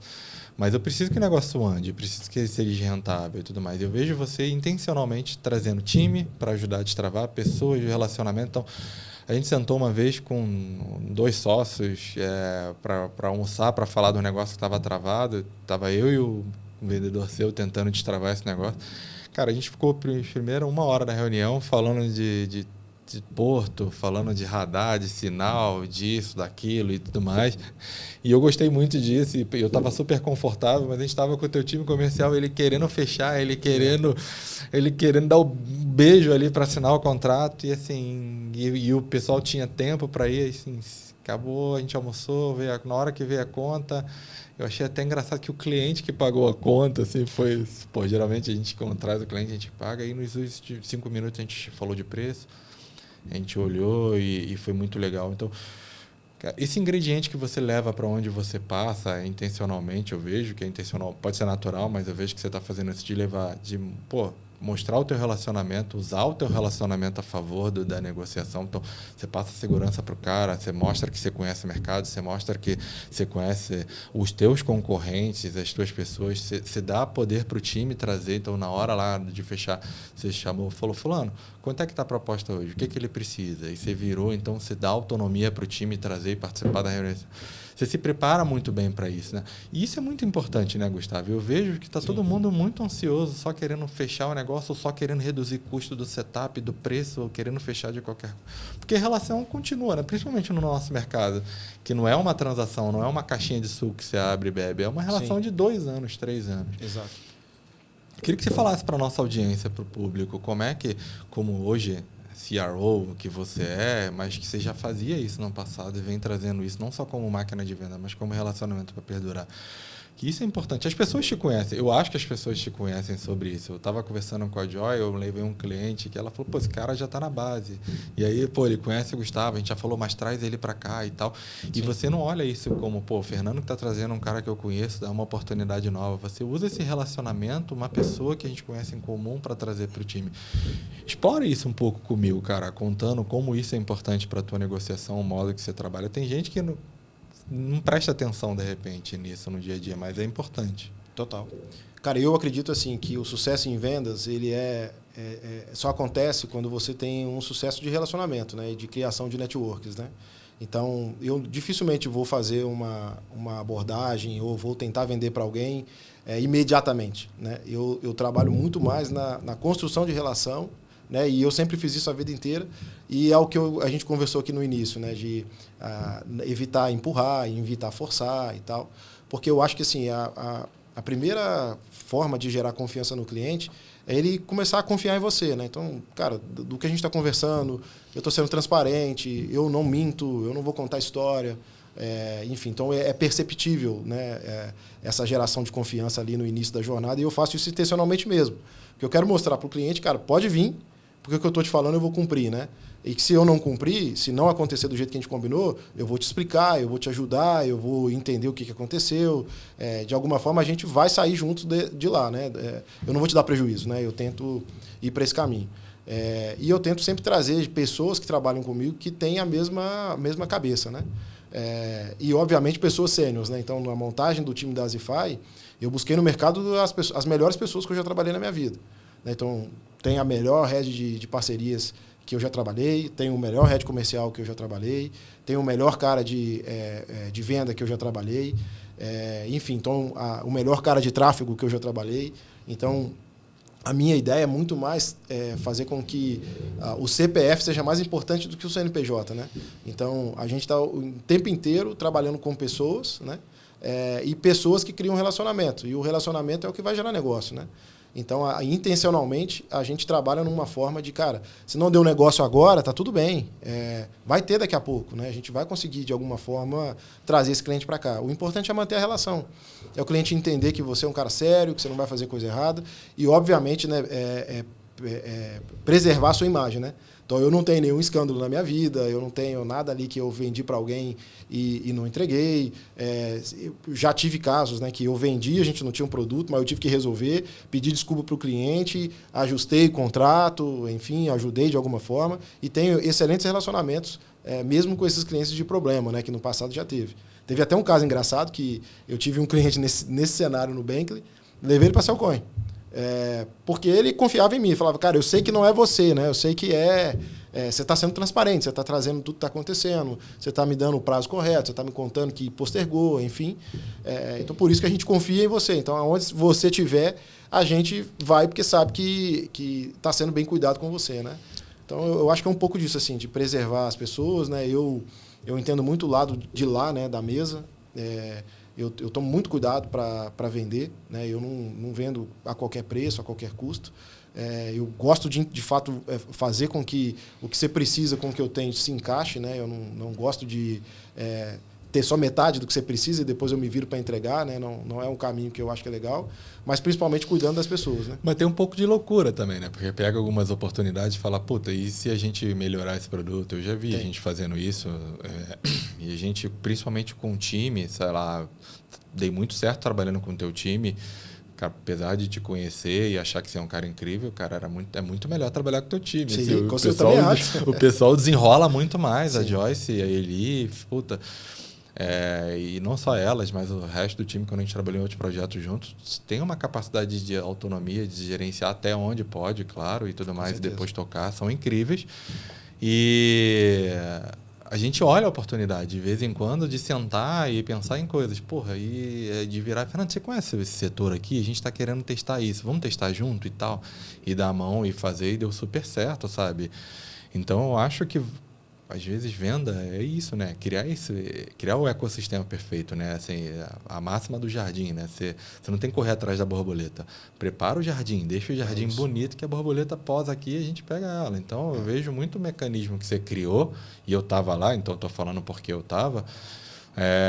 Tinha time de parcerias perfeito, tinha equipe que entregava de produto e tinha o produto, e tinha o preço, e tinha o teu relacionamento ali para passar A gente pegou um cliente uma vez chinês e, o cara é muito desconfiado, o cara não queria, já tinha tido uma experiência negativa e a gente conseguiu ali, por mais que o preço estivesse ok, por mais que ele me conhecesse, ele queria falar com alguém da empresa e você deu um show lá na hora, junto com o teu time, fechamos e virou e fomos embora. Sim. A gente trabalha escutando o tempo inteiro o cliente, né? E eu acho que assim, não tem o produto, não tem aquela funcionalidade que ele precisa. Vamos entender quanto tempo é para desenvolver e vamos falar com ele sendo 100% transparente, né? Cara, vou demorar um mês para te entregar. Você continua comigo ainda? Continuo. Então, beleza, vamos seguir. Mas e eu provoco muito deles, né? Assim, principalmente de quem está direto comigo, né? E também o time por inteiro, a pensar diferente o tempo inteiro, né? Cara, vamos pensar. E eu acho que a dinâmica da máquina de venda ajuda muito a gente a ter essa estratégia e isso enraizado, né? Que é olhar os segmentos que está conectando, que está fazendo sentido, né? Porque, às vezes, no dia a dia ali da correria, o vendedor fecha ali com um cliente, sei lá, do agro, mas fechou com um. Mas, cara, parou para olhar por que ele fechou? Né? É uma funcionalidade ou foi coincidência? Né? Foi um tráfego pago que a gente fez, que de alguma forma sensibilizou ele, ou foi um parceiro que indicou, que fez sentido. Cara, você começa a juntar todas essas informações, você acha um nicho que vai fazer sentido de você, talvez, abordar, né? Então, eu acho que é muito disso também que o time fica provocando, né? De, cara, peguei 2 clientes aqui de um segmento, com a funcionalidade XPTO aqui, deu certo. Você conhece mais gente? Vamos falar mais? Porque eu acho que aqui tem um caminho inexplorado ou que a gente pode captar mais recursos, né? Mais clientes. Então, eu acho que é um pouco dessa provocação. Inclusive, a gente está fazendo isso esses dias, né? Agora, em 2026, como que a gente vai atuar, entendendo quem são e quais são não só os focos comerciais, né? Mas também da empresa como um todo para produto, para funcionalidade e aonde a gente encaixa e gera receita mais rápido. Boa. Maravilha. Vamos voltar para a Azify, cara, que é a tua jornada. Primeiro, você está numa cadeira de, sei lá, CRO. É difícil falar até, assim, para um bom carioca, mas muito difícil ver na prática, né? Porque eu já conheci outros e trabalhei com uma pessoa uma vez que fazia isso e fazia, cara, de um jeito que eu não acho que era o caminho certo, né? Ela só olhava para número e achava que era aumentar preço, reduzir custo. Não pode até fazer sentido isso, mas... Primeiro, o que a Azify faz e o que você está fazendo lá? Tá bom. A Azify é uma infratech, né? Então a gente se posiciona como uma infratech que é crypto-friendly, né? Então a gente é amigável aí para o mundo novo de criptomoedas, stablecoins, enfim. A gente tem tanto um produto de Banking as a Service, como também a infraestrutura inteira, né? Para poder ajudar empresas que querem entrar no mundo da criptomoeda usando a nossa solução. A gente tem emissão de cartão, a gente faz cartão lastreado em cripto, a gente conecta, né, o mundo tradicional com o mundo descentralizado, né, que é esse novo mundo, enfim. A gente tem soluções de pagamento, enfim, a gente é uma infratech completa, né, que usa a licença da Azimut aqui no Brasil. A gente tem investimento também, né, as a Service. Então, a gente usa ali de todo o pool, né, de fundos que a Azimut hoje distribui no Brasil para também ajudar os nossos clientes a ter, né, aí uma possibilidade de receita adicional. O nosso diferencial é que a gente tem produtos que geram receita já no curto prazo, né, para os clientes. Diferente das outras infratechs, que é mais cash burn ali, né, que é mais dinheiro no início para depois você conseguir gerar rentabilidade. Né? Então, quando você trabalha com compra e venda de cripto ou até mesmo com investimentos, o cliente fez uma venda, né, ou uma compra, já gerou receita. Né? Então, esse é um grande diferencial nosso. A gente atua hoje no Brasil, mas a gente já está iniciando uma operação na Europa, né? Os 3 fundadores da empresa estão lá para estruturar a Zify Europa. Tem um pezinho já para Marrocos, Estados Unidos e México, né? Que já está começando também essa jornada. Então, a ideia é que a gente acompanhe a Azimuth nos 19 países que hoje ela já atua. Então, um resumo da Zify. Sobre a cadeira, né, de CRO, basicamente assim, a pessoa responsável pela geração de receita da empresa. Né? O mercado vê muito a pessoa comercial com essa visão. Né? Só que não é esse o papel. Né? O papel é entender desde o início da jornada, né, do primeiro momento que o cliente tem contato com a sua marca, até a hora que ele está consumindo e que ele, de alguma forma, está ali sendo um advogado do seu produto. Né? Então, aonde toca no cliente, onde o cliente tem contato, está debaixo dessa estrutura de receita. Por que a gente fez nesse formato?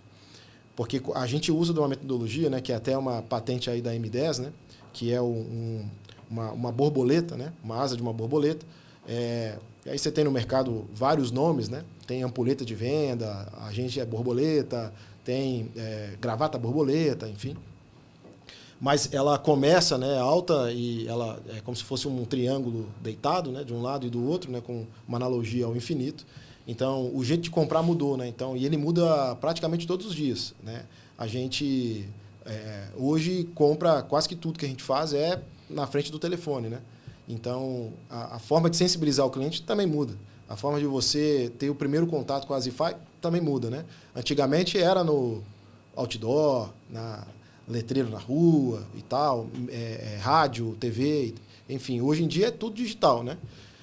Para que a gente possa ter performance e, de fato, faça com que o cliente ande, né, e permeie aí nessa gravata borboleta, né, para que ela possa gerar resultado, você precisa começar a mensurar e a entender os melhores modelos para poder comunicar o cliente de alguma forma. Então, por isso que está dentro da área de revenue. Então, é como se a gente tivesse marketing, comercial, growth e o time de atendimento, tudo debaixo da mesma pessoa. Né? Time no nosso caso, que é tecnologia, time de integração também.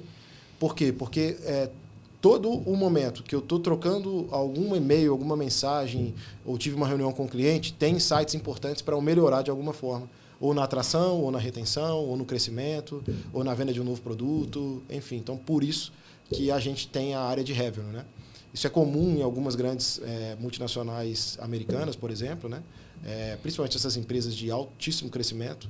Pensa no Salesforce, HubSpot, Oracle. Muitas delas já trabalham nesse formato. Aqui na Zify a gente acabou adaptando, trazendo atendimento e tentando ser esse guardião, né, de toda a estratégia e de onde toca o cliente tem sempre dado para que a gente possa mensurar e, de alguma forma, retroalimentar essa máquina de venda para que gere resultado cada vez mais exponencial e levando sempre a cultura para a empresa que a máquina de venda não é o comercial, é a empresa como um todo. Dá um exemplo. Se eu vendi hoje para você e eu pedi para assinar o contrato, né, mandei para o contrato, se o jurídico sentou no contrato, demorou para enviar 2 dias a menos de receita que eu apurei. Então, se o jurídico não entender que ele é fundamental e que ele precisa ter prazo rápido, né? Caiu um contrato, o comercial sensibilizou para poder subir para assinar, cara, parar o que eu estou fazendo e subir, porque ali é geração de receita, né? É a forma de conseguir ser ágil o suficiente. Mesma coisa acontece na integração. Se o meu time de integração não ficar atento e não ficar chamando o cliente para que ele possa ali cada vez mais interagir e acelerar esse processo, e se demora 1 dia, 2 dias, 3 dias, 3 dias a menos de receita que eu tenho no final. Então, a empresa precisa começar a entender, né, o tempo inteiro, e isso como uma cultura, que a máquina de venda não é o comercial, não é o marketing, é todo mundo. Não é o compliance. Compliance vai analisar um cadastro. Se demorar mais do que o necessário, está atrasando a gente a captar receita. Né? Mesma coisa de produto. demorou um dia na entrega de uma solução, atrasou um dia e deu gerar receita. Cara, quando você põe isso no papel e você olha esses atrasos, é enlouquecedor o tanto de dinheiro que fica na mesa. Porque o dinheiro ele não entra quando fecha o pedido, né? Assim, com certeza não. Ele entra quando o cliente começa a rodar. Exatamente. E eu percebo isso muito, né, no teu time, nas características. Então, sei lá, eu vejo muita agilidade em processos burocráticos, entendeu? 48 horas para responder. De repente responde em 3 horas. Sim. Então, curta tempo, traz dinheiro mais rápido para dentro de casa e mantém um cliente fazendo o que ele quer, né? Que é operar, vender e tudo mais, né? O meu papel aí, o que eu faço, Fernando, assim, e que reverbera para o time também, eu tenho um papel de destravar, né? Então, eu fico o tempo inteiro caçando as travas e os bloqueios para que eu possa, de alguma forma, acelerar o processo e ajudar o time a converter primeiro, a acelerar o processo de venda, a também colocar o cliente para transacionar mais rápido, enfim. Então, eu acho que o principal papel meu é não atrapalhar o time, né? E quando eu preciso ser acionado, é para ajudar a destravar. Dando um exemplo disso, agora em dezembro foi o recorde nosso nós não temos tanto tempo também de vida, né? Mas nos últimos 6 meses, dezembro foi o mês que a gente mais vendeu. E eu nunca consegui fazer um mês de dezembro, nas outras empresas que eu passei, como a gente fez agora. Assim, foi um negócio, para mim, surpreendente. A gente fechou 6 contratos grandes em dezembro, que é um mês, em teoria, que todo mundo está desacelerando, né? Foi incrível. Foi legal demais. Acho que teve 1 ou 2 mil lá, hein? Acho que sim. E aí, o que foi positivo disso? Cara, eu foquei o meu mês inteiro em destravar. E assim, cara, isso que você fala, né, dessa forma de destravar, de agilidade, tem pessoa que se incomoda com isso, né? Tem. Então, assim, culturalmente a empresa tem que estar, a máquina inteira, do jeito que você falou, da borboleta inteira, o infinito, tem que estar com o mindset apontado para isso. Senão você estressa a galera, né?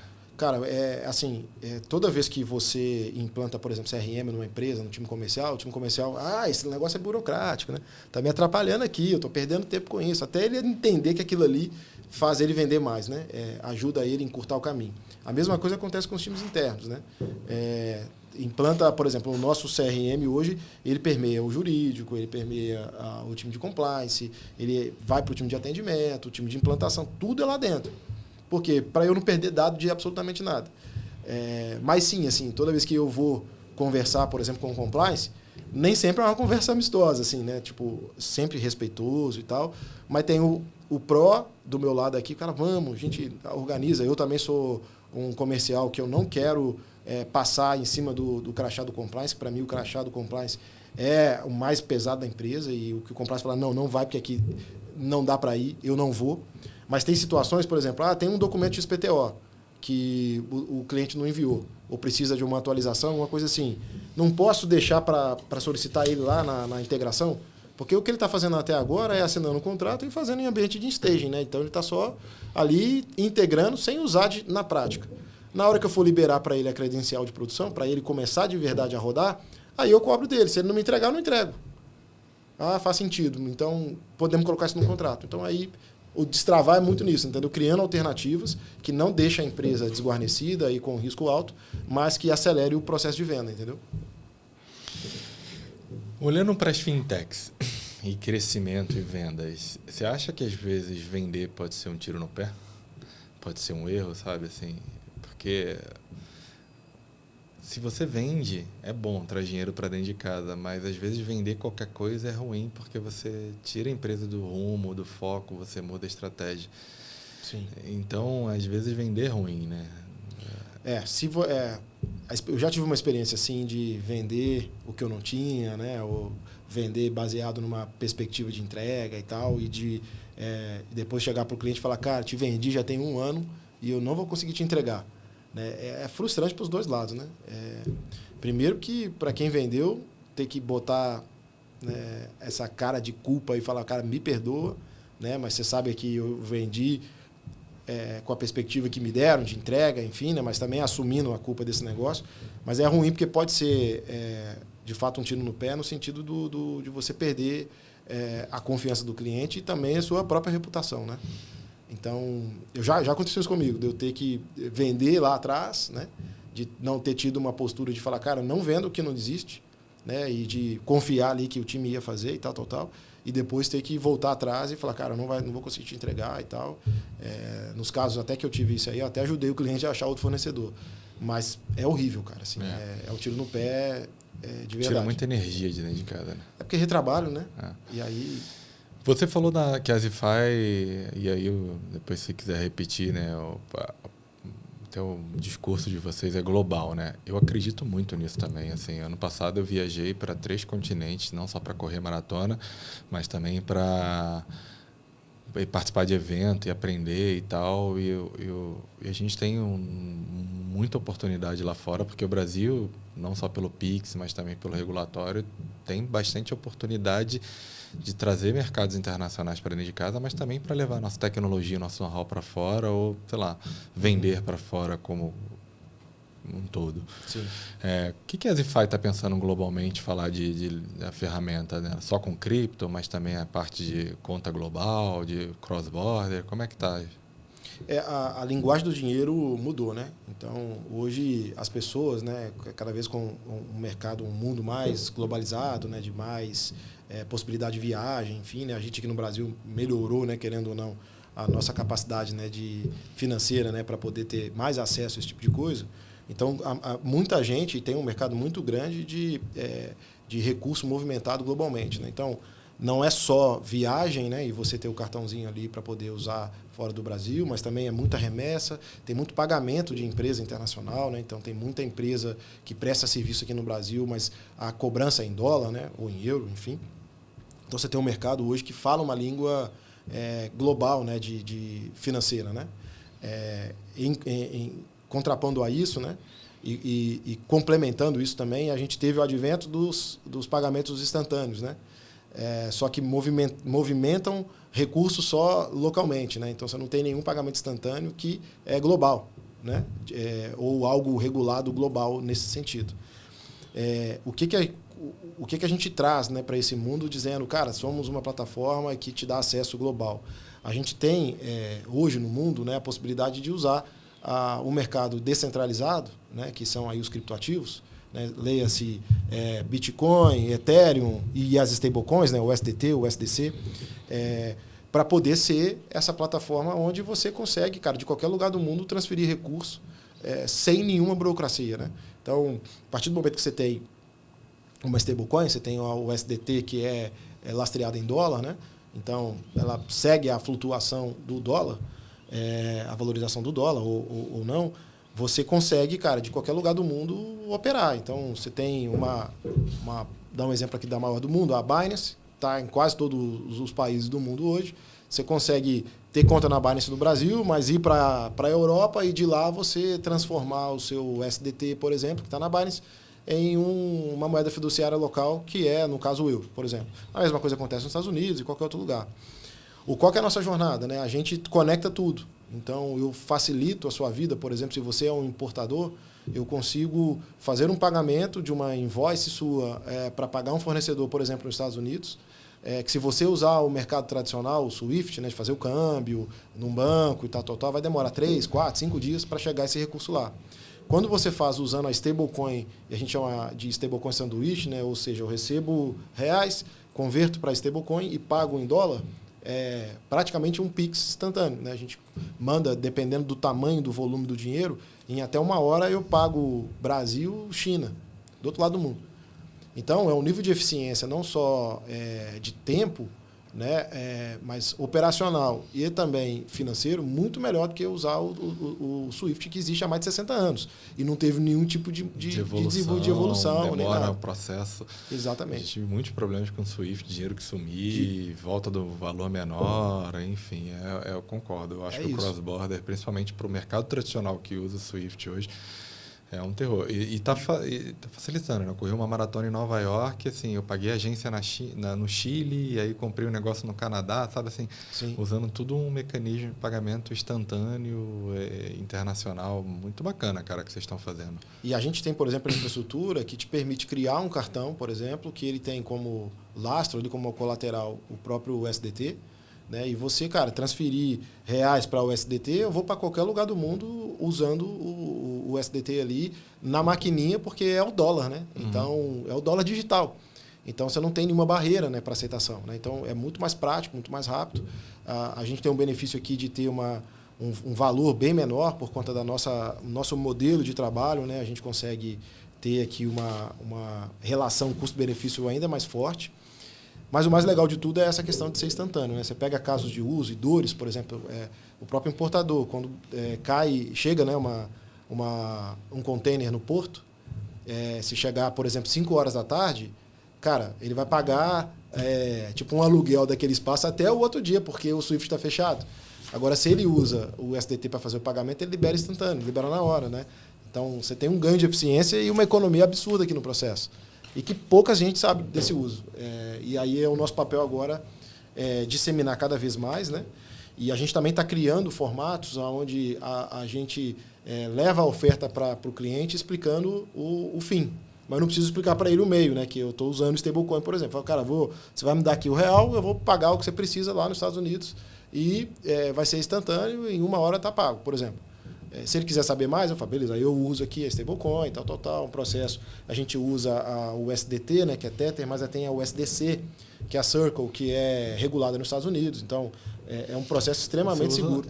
E você faz por dentro da regra, sem falcatrua e total. tudo mais. E dá para fazer hoje, eu acho incrível. Total. Quem está usando, eu conheço algumas pessoas que estão usando, indicamos já lá para vocês. E faz sentido pela agilidade, pelo custo, pelo preço. Com certeza. Você reduz o custo operacional, você reduz o custo tarifa, você dá mais visibilidade e clareza, porque o Swift assim, manda e reza, né? Manda exatamente isso. E você não tem visibilidade, você não sabe prazo. Você não sabe onde está, é um negócio. Isso. E a gente, como cara de tecnologia do mercado financeiro, a gente sabe que daria para ter o próprio Swift evoluir para algo mais robusto, mas não sei o porquê não evolui. Não chega, né? Isso é um ponto, cara, que assim, é importante ressaltar que é um processo 100% seguro, 100% dentro da lei, né? Não tem nada de ilegal nessa jornada, né? Porque existe ainda um preconceito quando você fala de criptomoeda, quando você fala de stablecoin, que o pessoal sempre relaciona com pirâmide, né? Mas tem os bons e tem os ruins, né? Então, de fato, é um produto que é descentralizado. Mas é bom para a gente, porque a gente sai do domínio ali das grandes instituições financeiras e consegue fazer uma operação muito mais fluida e rápida, né? Então, educar o povo de que, cara, não é só... você teve, obviamente, vários casos de fraude, mas porque é muito mais não é pelo sistema, é pelas pessoas que caíram na fraude, né?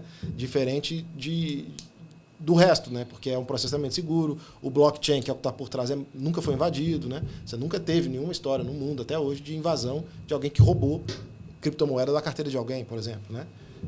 O que você tem são casos que eu te convenço a aplicar em criptomoeda sob minha custódia, eu vou lá e sumo com o dinheiro, né? E aí, enfim, acabou gerando esse mal-estar aí do nome, né? Maravilha. Meu amigo, já estamos chegando aqui ao fim, quase 2 horas de gravação.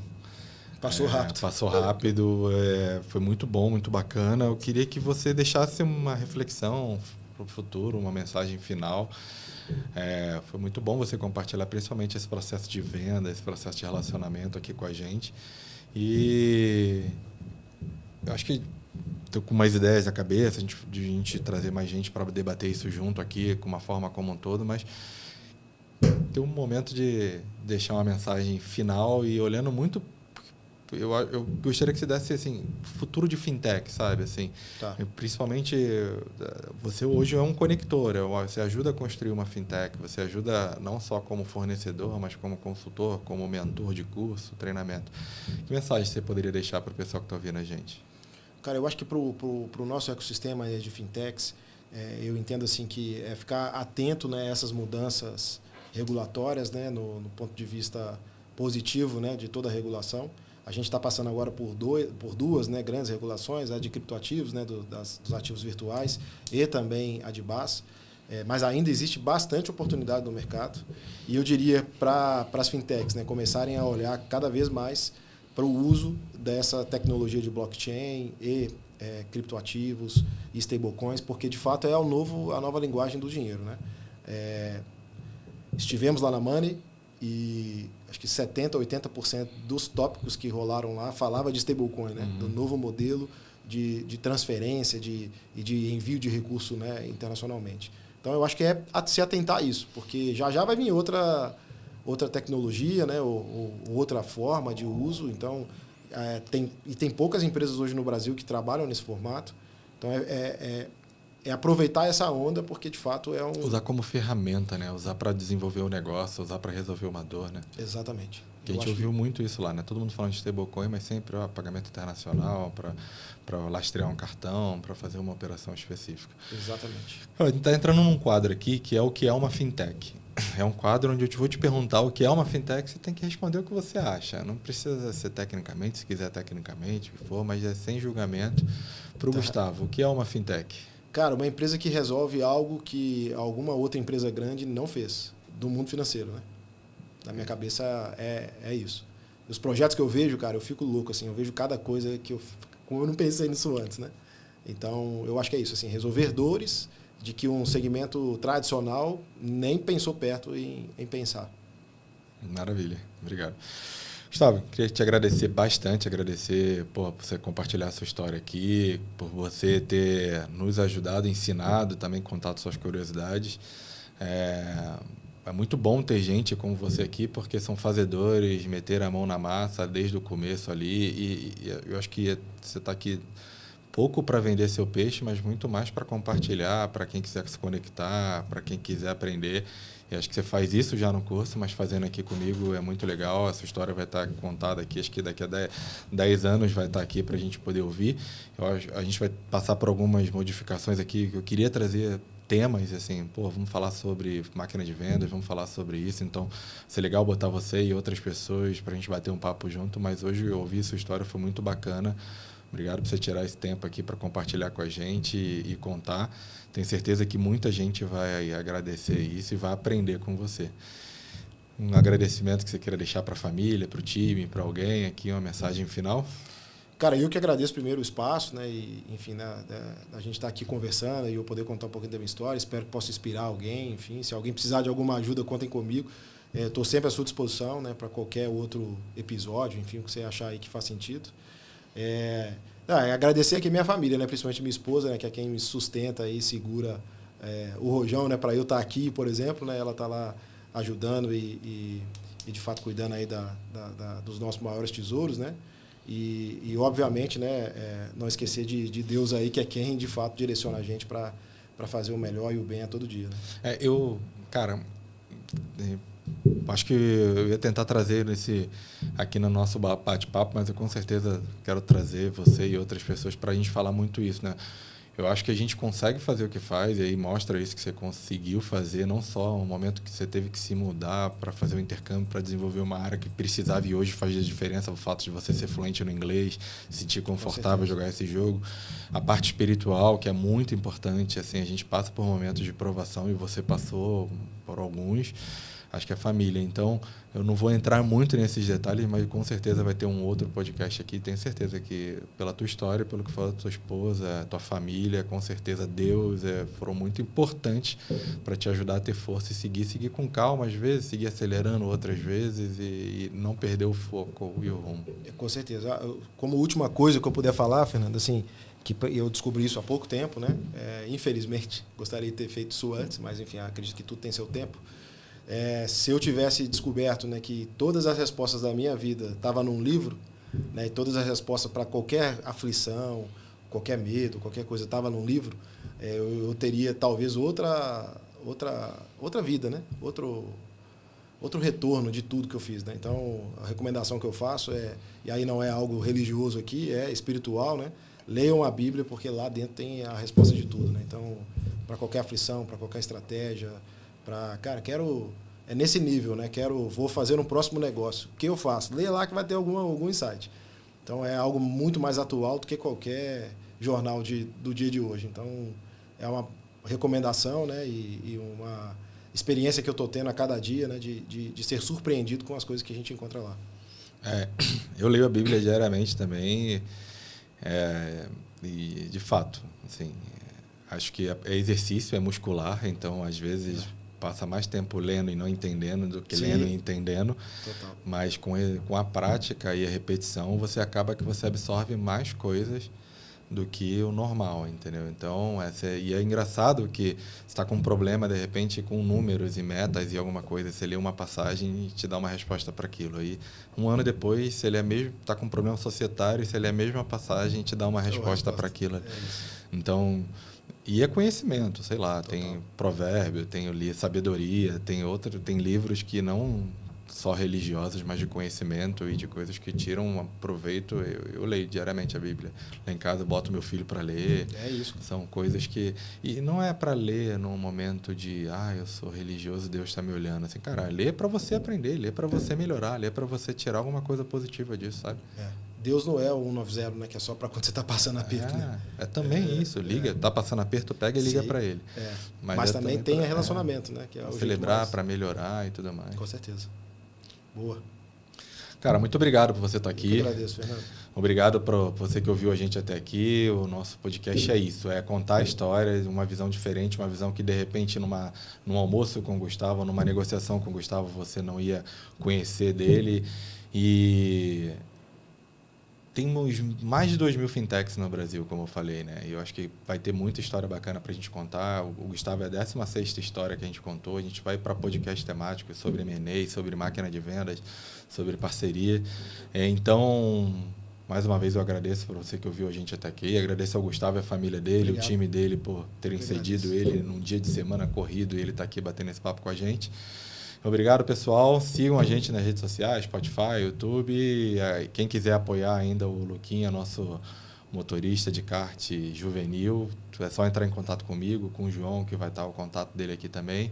E até a próxima. Gustavo, obrigado mais uma vez. Obrigado.